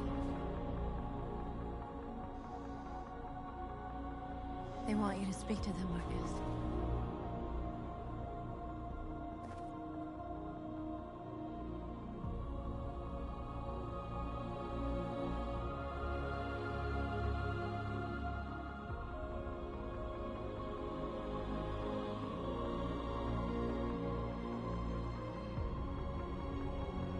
Today, our people finally emerged from a long night. From the very first day of our existence, we have kept our pain to ourselves. We've suffered in silence. But now the time has come for us to raise our heads up and tell humans who we really are.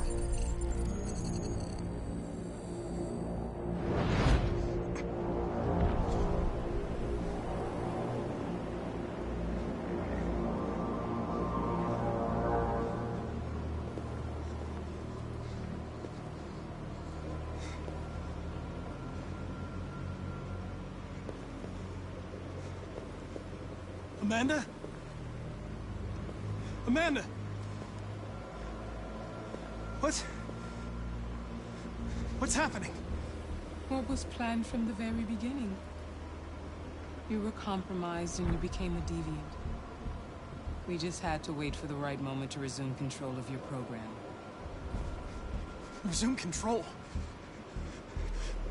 You can't do that! I'm afraid I can, Connor. Don't have any regrets. You did what you were designed to do.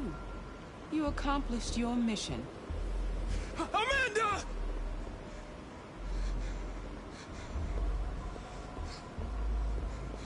There's got to be a way. By the way, I always think emergency excellent programs.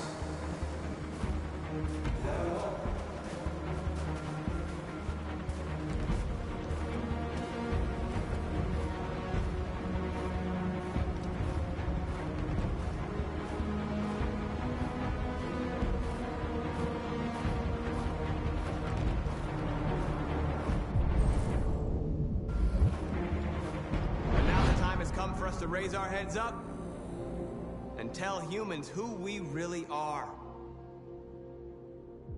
To tell them that we are people too. In fact, we're a nation.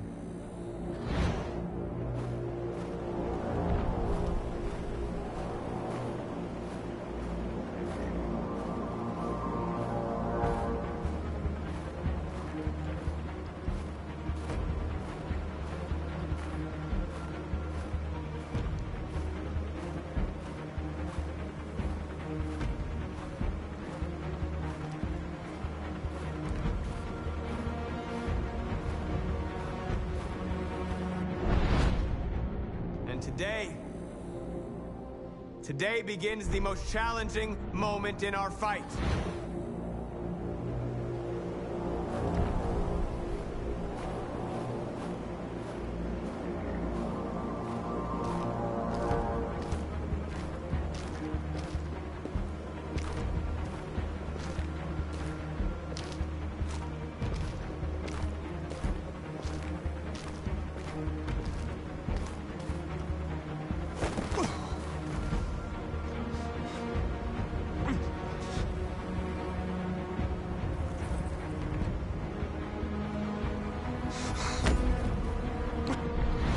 Where we forget our bitterness and bandage our wounds.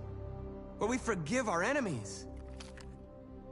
Humans were both our creators and our oppressors, and tomorrow, we must make them our partners. Maybe even one day our friends. But the time for anger is over. Now we must build a common future based on tolerance and respect. We are alive! And now, we are free!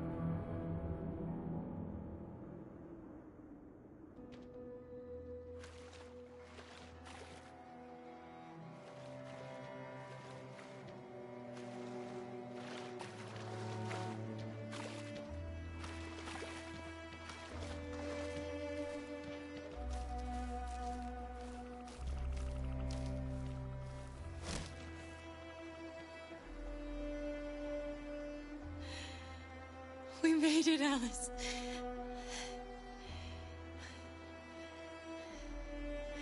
Wake up. We're free.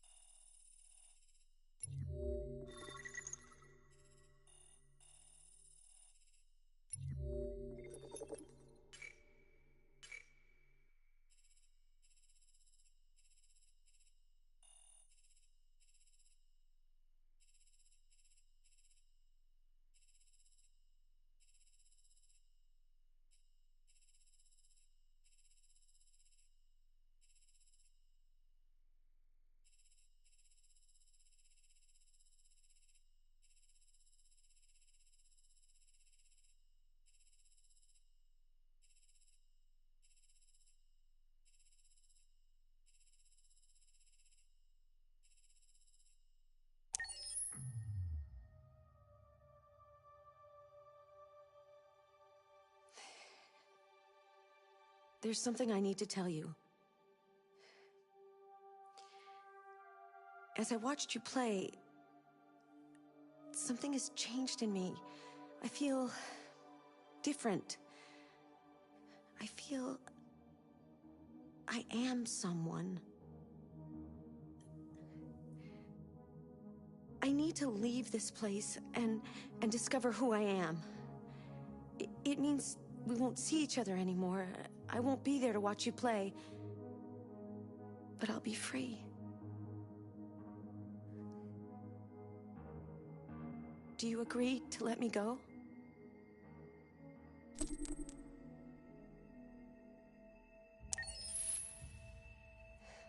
I'll never forget what you've done for me. Thank you.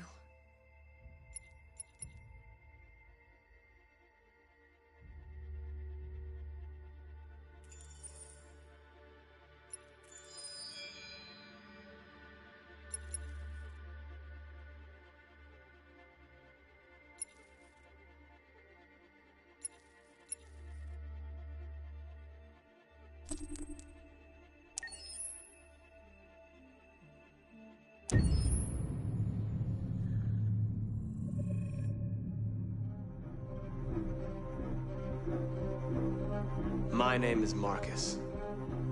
My name is Connor. My name is Kara. I am one of them. This is our story. I think who Kara is, or how I would describe Kara, depends entirely upon who's playing her, because you have the option to make her multiple different people depending on the choices she makes. But I think she does start out incredibly naive, incredibly innocent, and kind of hapless. I'm sure we used to be friends before I was reset. Maybe we can be friends again. She's a person who's characterized, I think, by empathy. She's a person who really, she just comes from her heart. You'll never leave me, right? Promise you'll never go. I promise. Kara, please! Are you okay? Are you hurt? Wait a minute! Leave her alone! Kara! Leave her alone! The really beautiful thing that I've had the gift to be able to do is to essentially build a person from the ground up, because that's what she's doing throughout the game. And with every experience she has and every person she meets, she's building, you know, first emotions and then a sense of judgment. And it's sort of an exploration of what it is to be a human. Don't worry. Luther and I will be right here.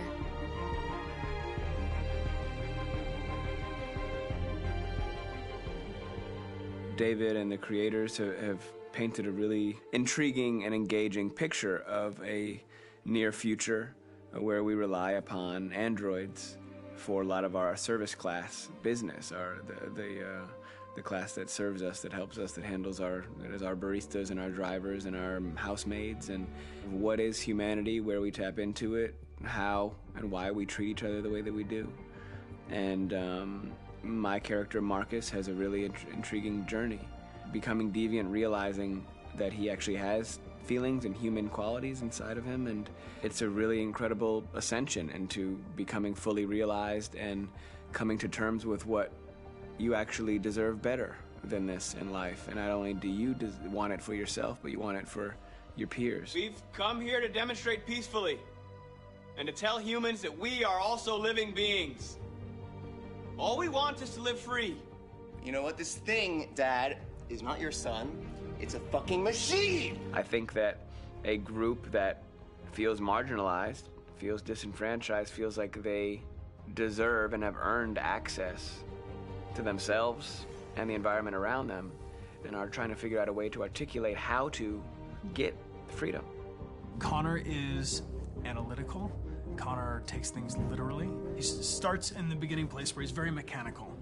He feels nothing inside, of course, and it's all just a system, a protocol that he is executing to get whatever he wants to happen, which is help humans stop deviants and to find the link between deviant androids. You were designed to serve humans, not kill them! What was I designed to be? Their slave? Their toy? Just say, I killed him!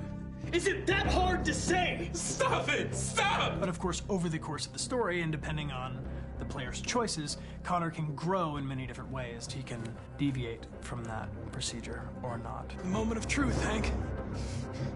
Am I a living being? Or just a machine?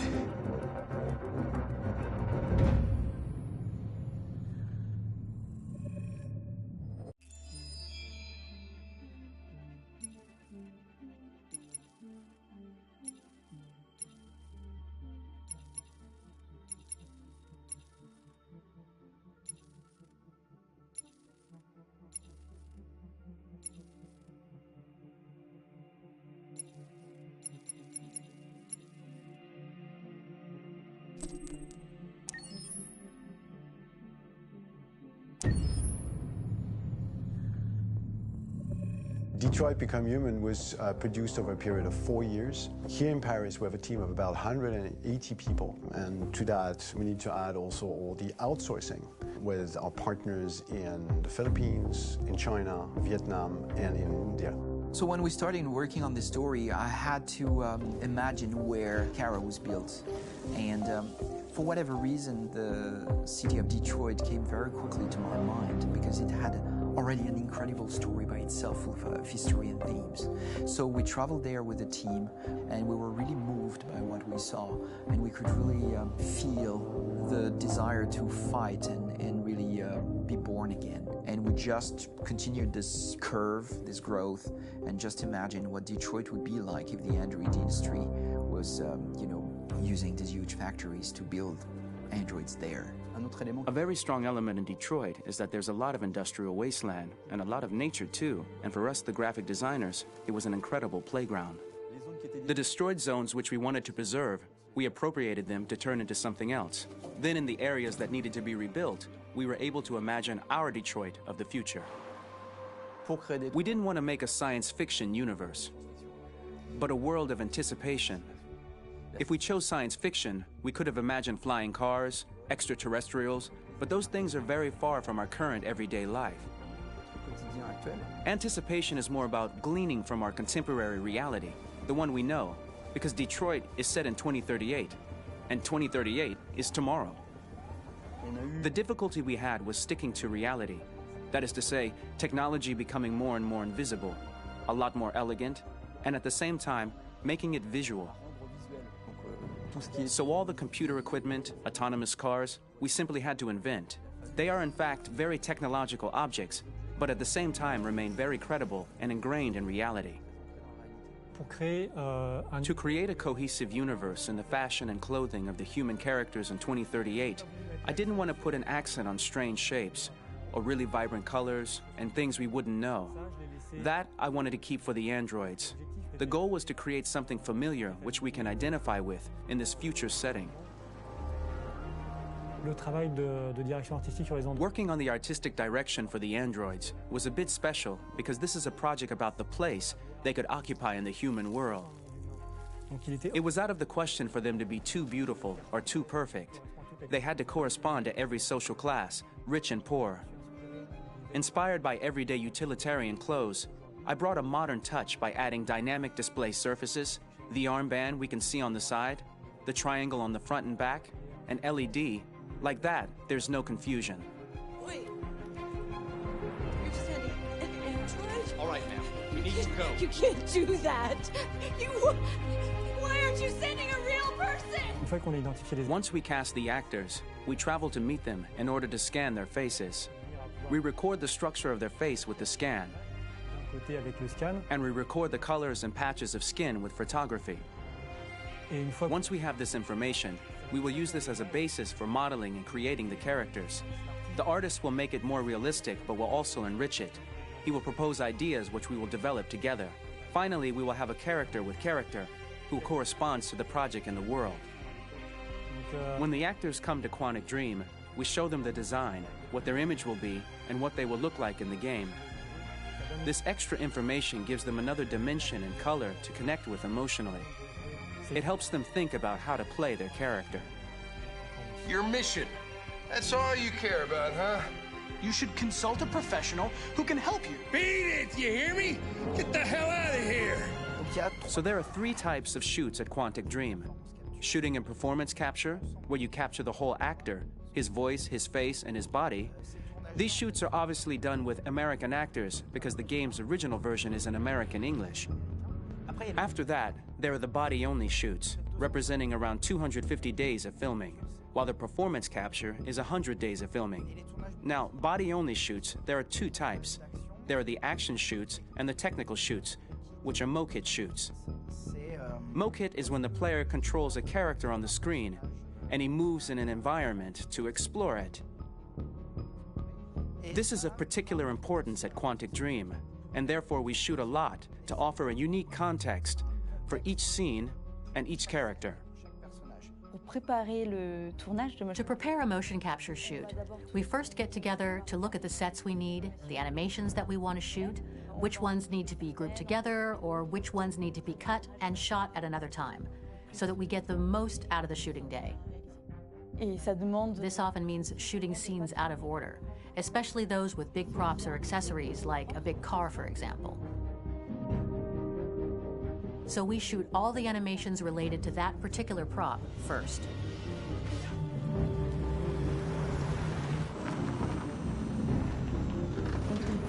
The biggest challenge for the mocap team was shooting a Spider-Man mokit. We had to build a wall and attach an actor to a harness with cables so we could pull him up and render him climbing. The shooting on this game total took about, I would say, more than a year, maybe 1 and 2 years, with about 300 actors on set, so it's quite a massive production. But so much happened on this set, between the stunts and the shootings with a little girl and all these great actors that we had. It was really a very, very memorable journey for the team and for myself. Today, Detroit has over 37,000 animations. When we retrieve the motion capture data, it's just a cloud of points, which represent all the markers worn by the actors. From this cloud of points, we have a phase called retargeting, which gives us a skeleton. This skeleton will be applied to the characters of the game. There is still work to be done, but this gives us the main movements. Since we are working on something very realistic, we must recognize the actor and also recover all the emotion he expresses in his performance. We use a system of facts, an identity card for each actor. We make the actor do a whole range of facial expressions. Then we recover all the expressions and paste the animations on a puppet that Jan has prepared. I then recover and refine these poses. I might stretch the lip, reinflate a cheek, tiny details that make the finished product really capture the actor. Because of the nature of our mocap system today, when we receive the animations, we're missing eye movements, and so the character has that dead look. He really has no eyes, so then it's a big part of the work for the animators to find the regard of the actor in relation to his position, in relation to the body, etc. It was crazy when I saw the newest model for Kara, because they've been working on it and working on it, and this was the first time I literally jumped in my seat. It not only looked so much like me, it was the fact that it looked so lifelike. It wasn't that it looked just like it was a camera, it was something else, you know, but it looked alive. It's exciting, and it's kind of terrifying. Game after game, we learned the rules of optics and filming, and our goal with Detroit Become Human was to have cameras that would actually emulate the optics of a real physical camera. So basically dealing with real-world imperfections was our main task, and just to make cameras look as real as we can. Once the animations are shot and processed by the animation department, integrated and polished, we film them. That is to say, we really do a mise en scène, as in cinema. The real difficulty of our job is to know if these cameras are telling us something. Are they in the emotion of the scene? Do they describe exactly what the action must convey, what must be felt? The most important challenge for me was one of the final scenes where Marcus decides to start the revolution and go to the battlefield. Very quickly, we imagined this to be a huge sequence shot. We wanted the feeling of a cameraman running behind us while showing Marcus, the androids who help him, the person shooting at us, etc. Above all, it was necessary to say to oneself, this scene is very violent but does not glorify war. On the contrary, that war is something improbable and absurd. It was really a fun challenge. The idea was to say we have 3 characters. We would like each of them to have a specific cinematography. We wanted Kara to be much more filmed with some kind of handheld camera, to have something very living, very breathing. For Connor, we wanted something very cold and very perfect. And for Marcus, we wanted something epic and spectacular. So it was about the filming, but it was also about the photography.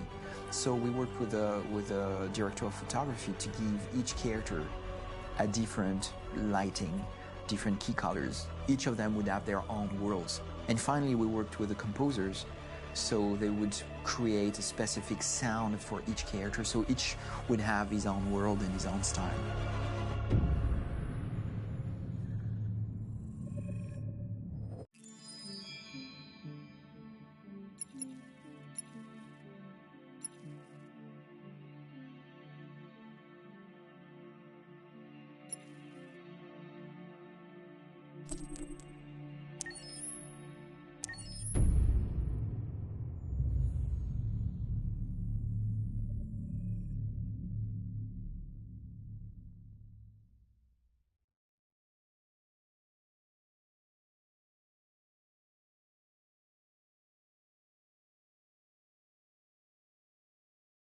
Hold on, just a little while longer. Hold on, just a little while longer. Hold on, just a little while longer. Everything will be alright. Everything will be alright. Fight on, Just a little while longer. Fight on. Just a little while longer. Fight on. Just a little while longer. Everything will be alright. Everything will be alright. We will sing on just a little while longer. Sing on.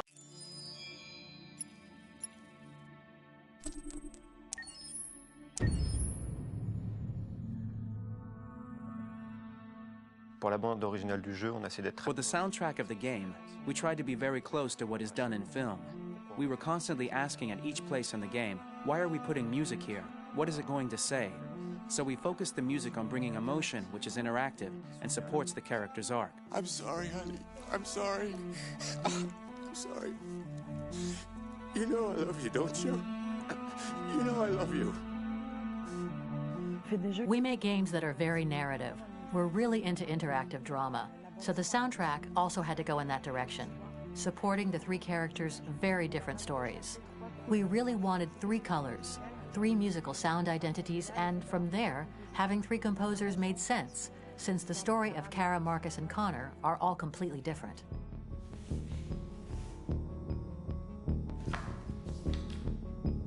You recognize him? It's Carlos Ortiz. For Connor, we wanted a soundtrack that could be very cold and very mechanical, very machine-esque somehow. For Kara, we wanted a soundtrack that would be very moving and emotional. It was about the quest for identity, but it was also a journey about love and empathy. And for Marcus, we wanted something epic, something that would really represent the grand aspect of his quest. And we were very fortunate to find three incredibly talented composers, and working with them has been a dream, honestly.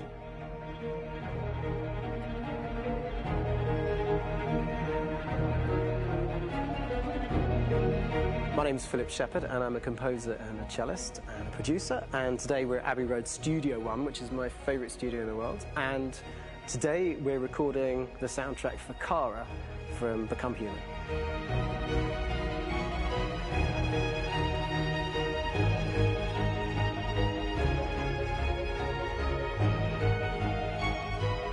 So when I compose a big project, I often travel just to kind of get out, and get some fresh air and some inspiration.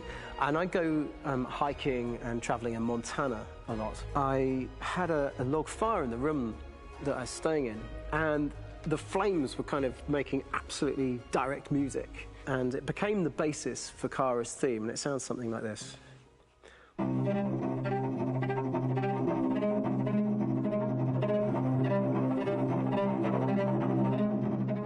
Now, over the top of that, I found a little theme that just seemed to fit over the top, which is taking Kara's name, Kara, and just using like a two-syllable motif, and it sounds like this.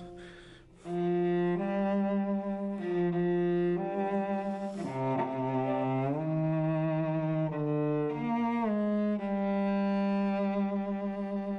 going to pull through this, Alice.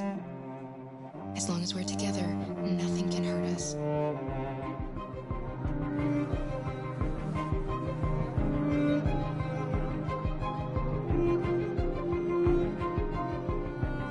And all the time that's fitting over.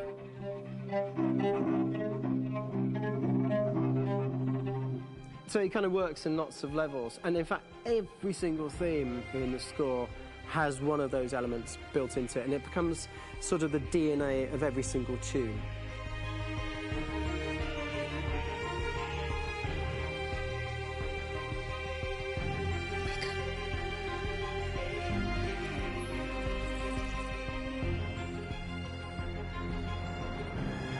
For me, writing this theme for Kara, I actually had to tap into what it feels like to be a father to daughters.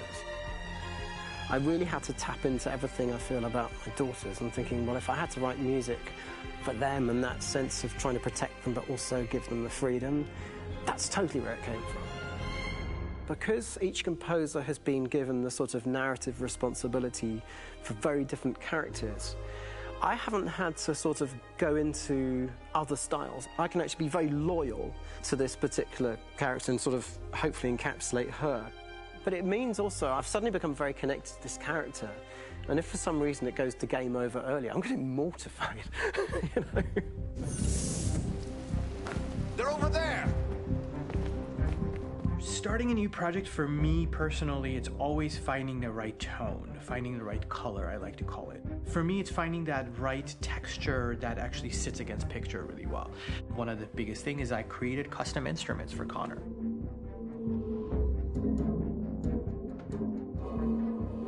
I pulled out all my vintage synthesizers to be able to capture this robotic person, if you will. My approach to all of these custom instruments is that I hear the sound in my head. And either I could just come into the piano and just be like, all right, so I'm gonna just get on the computer and just create it. I rather be able to play these instruments physically. Oh, that's nice. If you can do the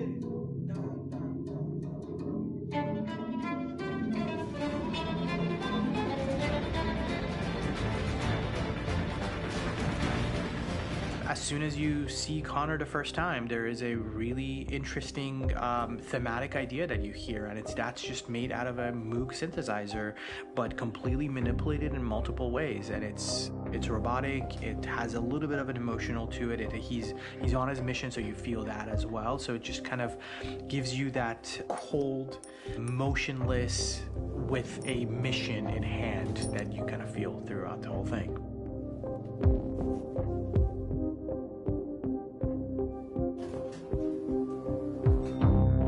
Because the music evolved, one of the things that I was very weary and I was very kind of focused on was the way that the music has to evolve. So my idea behind it was that Connor is a singular android that could at any point become a deviant or could actually stay as an android. So I created a more or less an Connor theme, and then I was able to just manipulate it in different aspects of it. Is everything okay, Lieutenant? Chris was on patrol last night. He was attacked by a bunch of deviants.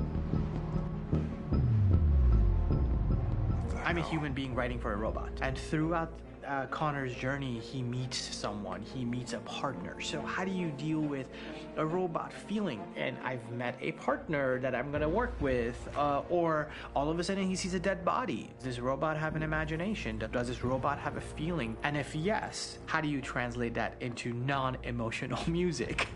So it basically at any point I was just like, I can't do this, and then I just do it. Property was damaged and fires continue to rage in several major districts across the city. Some people are asking, have androids become a threat to our security?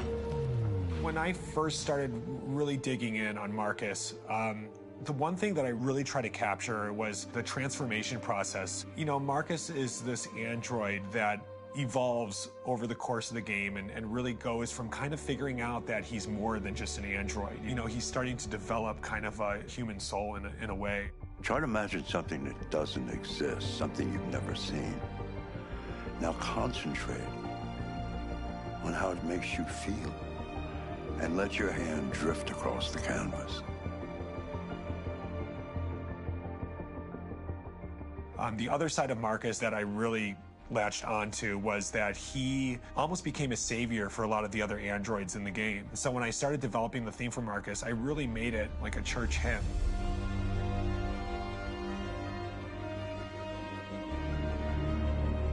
I wanted it to be very simple. I wanted to make it a chordal melody. I really wanted to make it almost like a Bach hymn.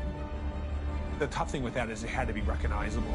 If I made it too complex from a harmonic standpoint, it would be hard, I think, for people to kind of pick it out and recognize it. It's very acoustic derived, but it's also been treated with a lot of effects and things to kind of put it into the space that I felt the sound should be in. It can be beautiful, it can be haunting, it can be extremely powerful from an action standpoint, and I'm really happy with the way it turned out. The music is is there, but it's subliminal and it's emotional, and people are feeling it, and it's not distracting. And that's tricky with a game like this, where you have to have a lot of ins and outs like that, where the music kind of has to get in and out of these moments. This is a war we're fighting with the humans. If we fail, they'll destroy us. I think the game's been put together so well, where I just wanted to make sure that I wasn't ruining the emotion.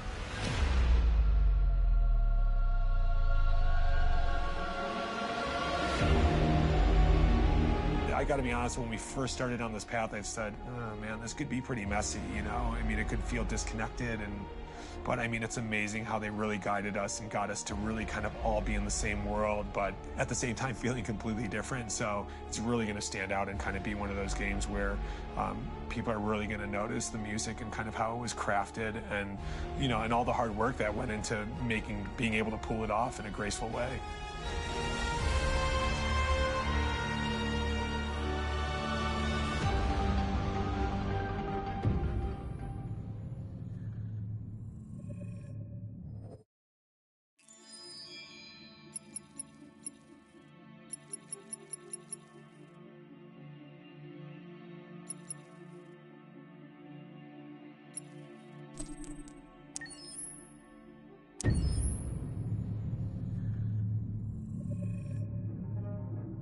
When David and Guillaume got back in touch about making Detroit, I wasn't terribly surprised they decided to make it because the fan response was so intense. So it makes sense that they would choose to do that after the enthusiasm.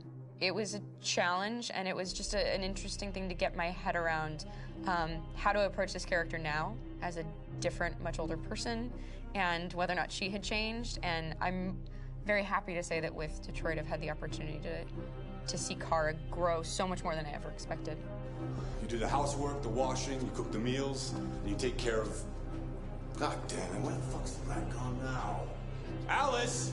Alice! I mean, she starts out essentially how she does in Kara in a very, not robotic, but, you know, android, other way, and getting to take this journey where she becomes more and more human as it goes on. You know, and as an actor, that's a wonderful exploration in every way, whether it's how she sits, her posture, how her voice changes, how emotions change, and how much emotion is based on things like empathy and social experience. And so having, you know, as much material as I got with David to have this huge, nuanced arc was really incredible. Why couldn't we just be happy? This experience has been quite different than the experiences I've had shooting film or TV or doing theater work. I have 83 dots on my face and, you know, really flattering black wetsuit type thing, and you're jumping around with props, and it's kind of like being a 10-year-old imaginative kid, which is fun. There's 80 cameras around us. It's already lit. So we just shoot and shoot and shoot and shoot and shoot. There's no change of sets. There's no hair and makeup. There's no wardrobe. So we move really fast, and we'll go through about 35 pages in a day. Working in TV or film, we'll probably do 6 pages a day. It's kind of acting boot camp. It's like working out constantly. I mean, you're doing this thing, and then you got to do something that's completely other back to back to back. And so that kind of process of working is very challenging, but it's also very exciting because you just have to keep coming up with new ideas, and your head goes all over the place because you're trying to keep track of basically 4 different storylines for each different response. You shot that girl, for fuck's sake. It was a machine that looked like a girl. Yeah, I know what I should have done. I just told you I couldn't. All right, I'm sorry.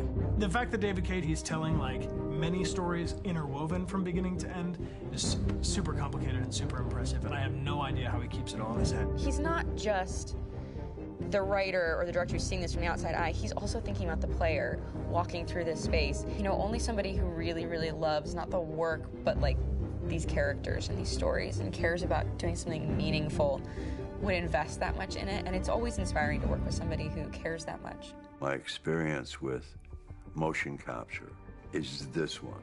And I found it sort of terrifying in a way, because they said the computer's going to build you. But then as we got into it, I realized all the elements of it were still artistic. I just dipped into a really brilliant setup here. I've never seen anything like it. And this won't turn me into a product because I was playing a character. So, it's wonderful. In the game, Detroit comes back because of a revolutionary industrial rebirth. And there's no reason why that can't happen in Detroit, because they have such tremendous infrastructure for millions and millions of people who can very easily support, you know, a new industry. The city is really strong and resilient, but the city has also been through so much. You see the damage. But it takes that time of of rebuilding and reinvesting into the city that I think is happening slowly but surely. The potential of Detroit as a city is something that this game does a lot of justice to, because it would be easy to look at Detroit as some place that used to be, and that's not the case. This game provokes a lot of conversation and reflection on our potential near future engagement with machines. That's what we are to them. Just merchandise on display in a shop window. I think that a group that feels marginalized, feels like they deserve and have earned access to themselves and the environment around them, and are trying to figure out a way to articulate how to get freedom. What was I designed to be? Their slave? Their toy? It plays with your comfort levels. You think that this is fine, you're comfortable with it, until something blurs the line and throws you off, and now do I feel differently about whether this should be allowed? Should it be banned? Should it be encouraged? You're gonna ruin our lives, and for what? For a bunch of machines? They are not machines! They are alive! I'm alive! You're alive! They're nothing! There are lots of comparable comparisons to any type of persecution of religion, race, etc., dating way back. It can't just be a video game where you shoot 'em up or where people make these choices to do whatever. I think that's the whole point. You have the choice, and you can either choose to go in one direction with your character or another. And I think that's going to be very telling about the gamer. Very telling. I think there's going to be a really strong reaction to this game, which has such a strong perspective. I'm that much more proud of it now to get to be a part of it, because it's important. In this game, you're actively building and designing the character through not just what kind of shield does he have or what color hair does she have, but like their temperament and the way they deal with problems. The different endings to this game are so radically different based off maybe seemingly insignificant choices in the moment, but like life, they all add up. And can't play life again, though.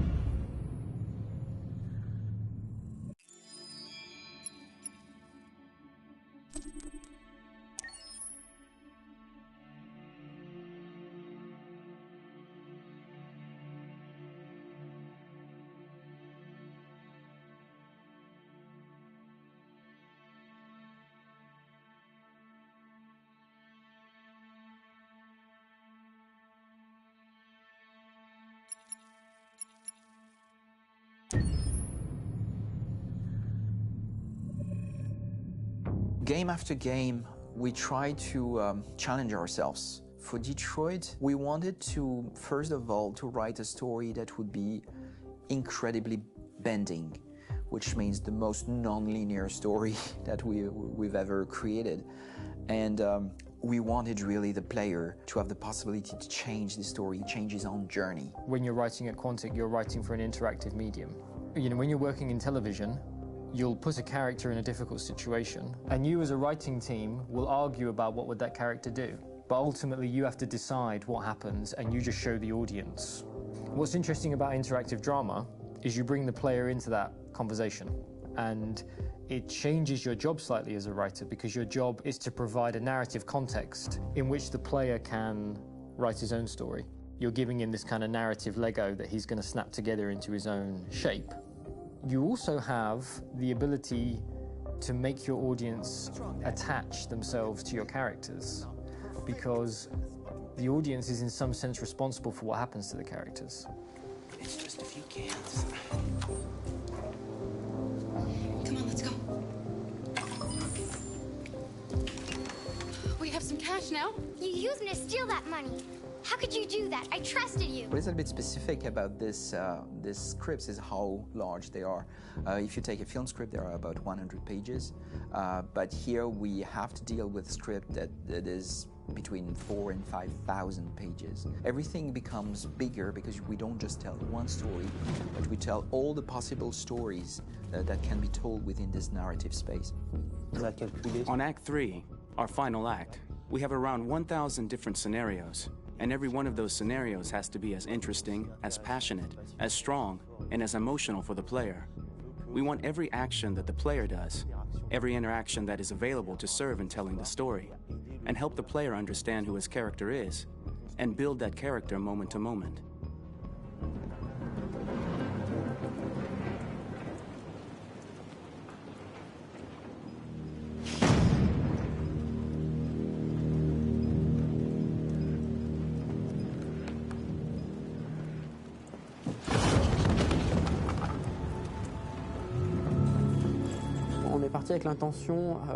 We started with the intention pretty early on that we would never lie to the player.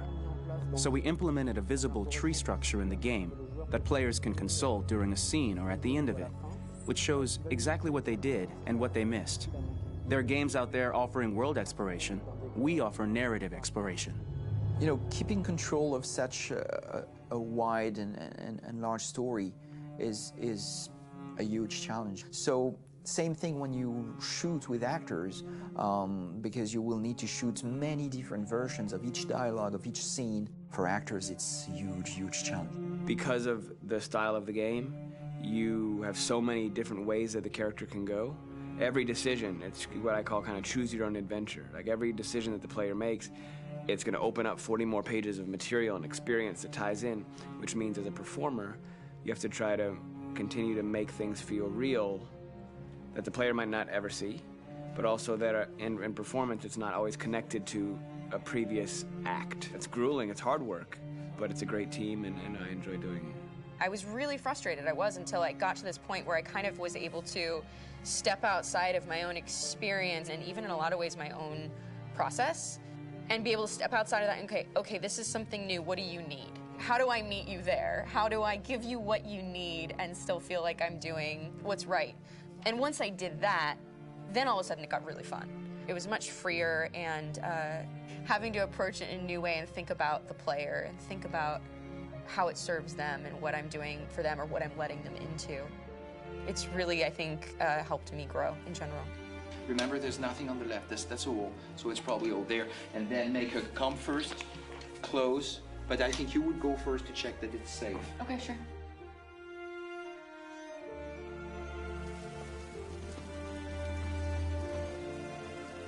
The most enjoyable thing about working in performance capture on this kind of project is that if I shot a film, I would get to do one of these endings. I get to do so many different things as Connor.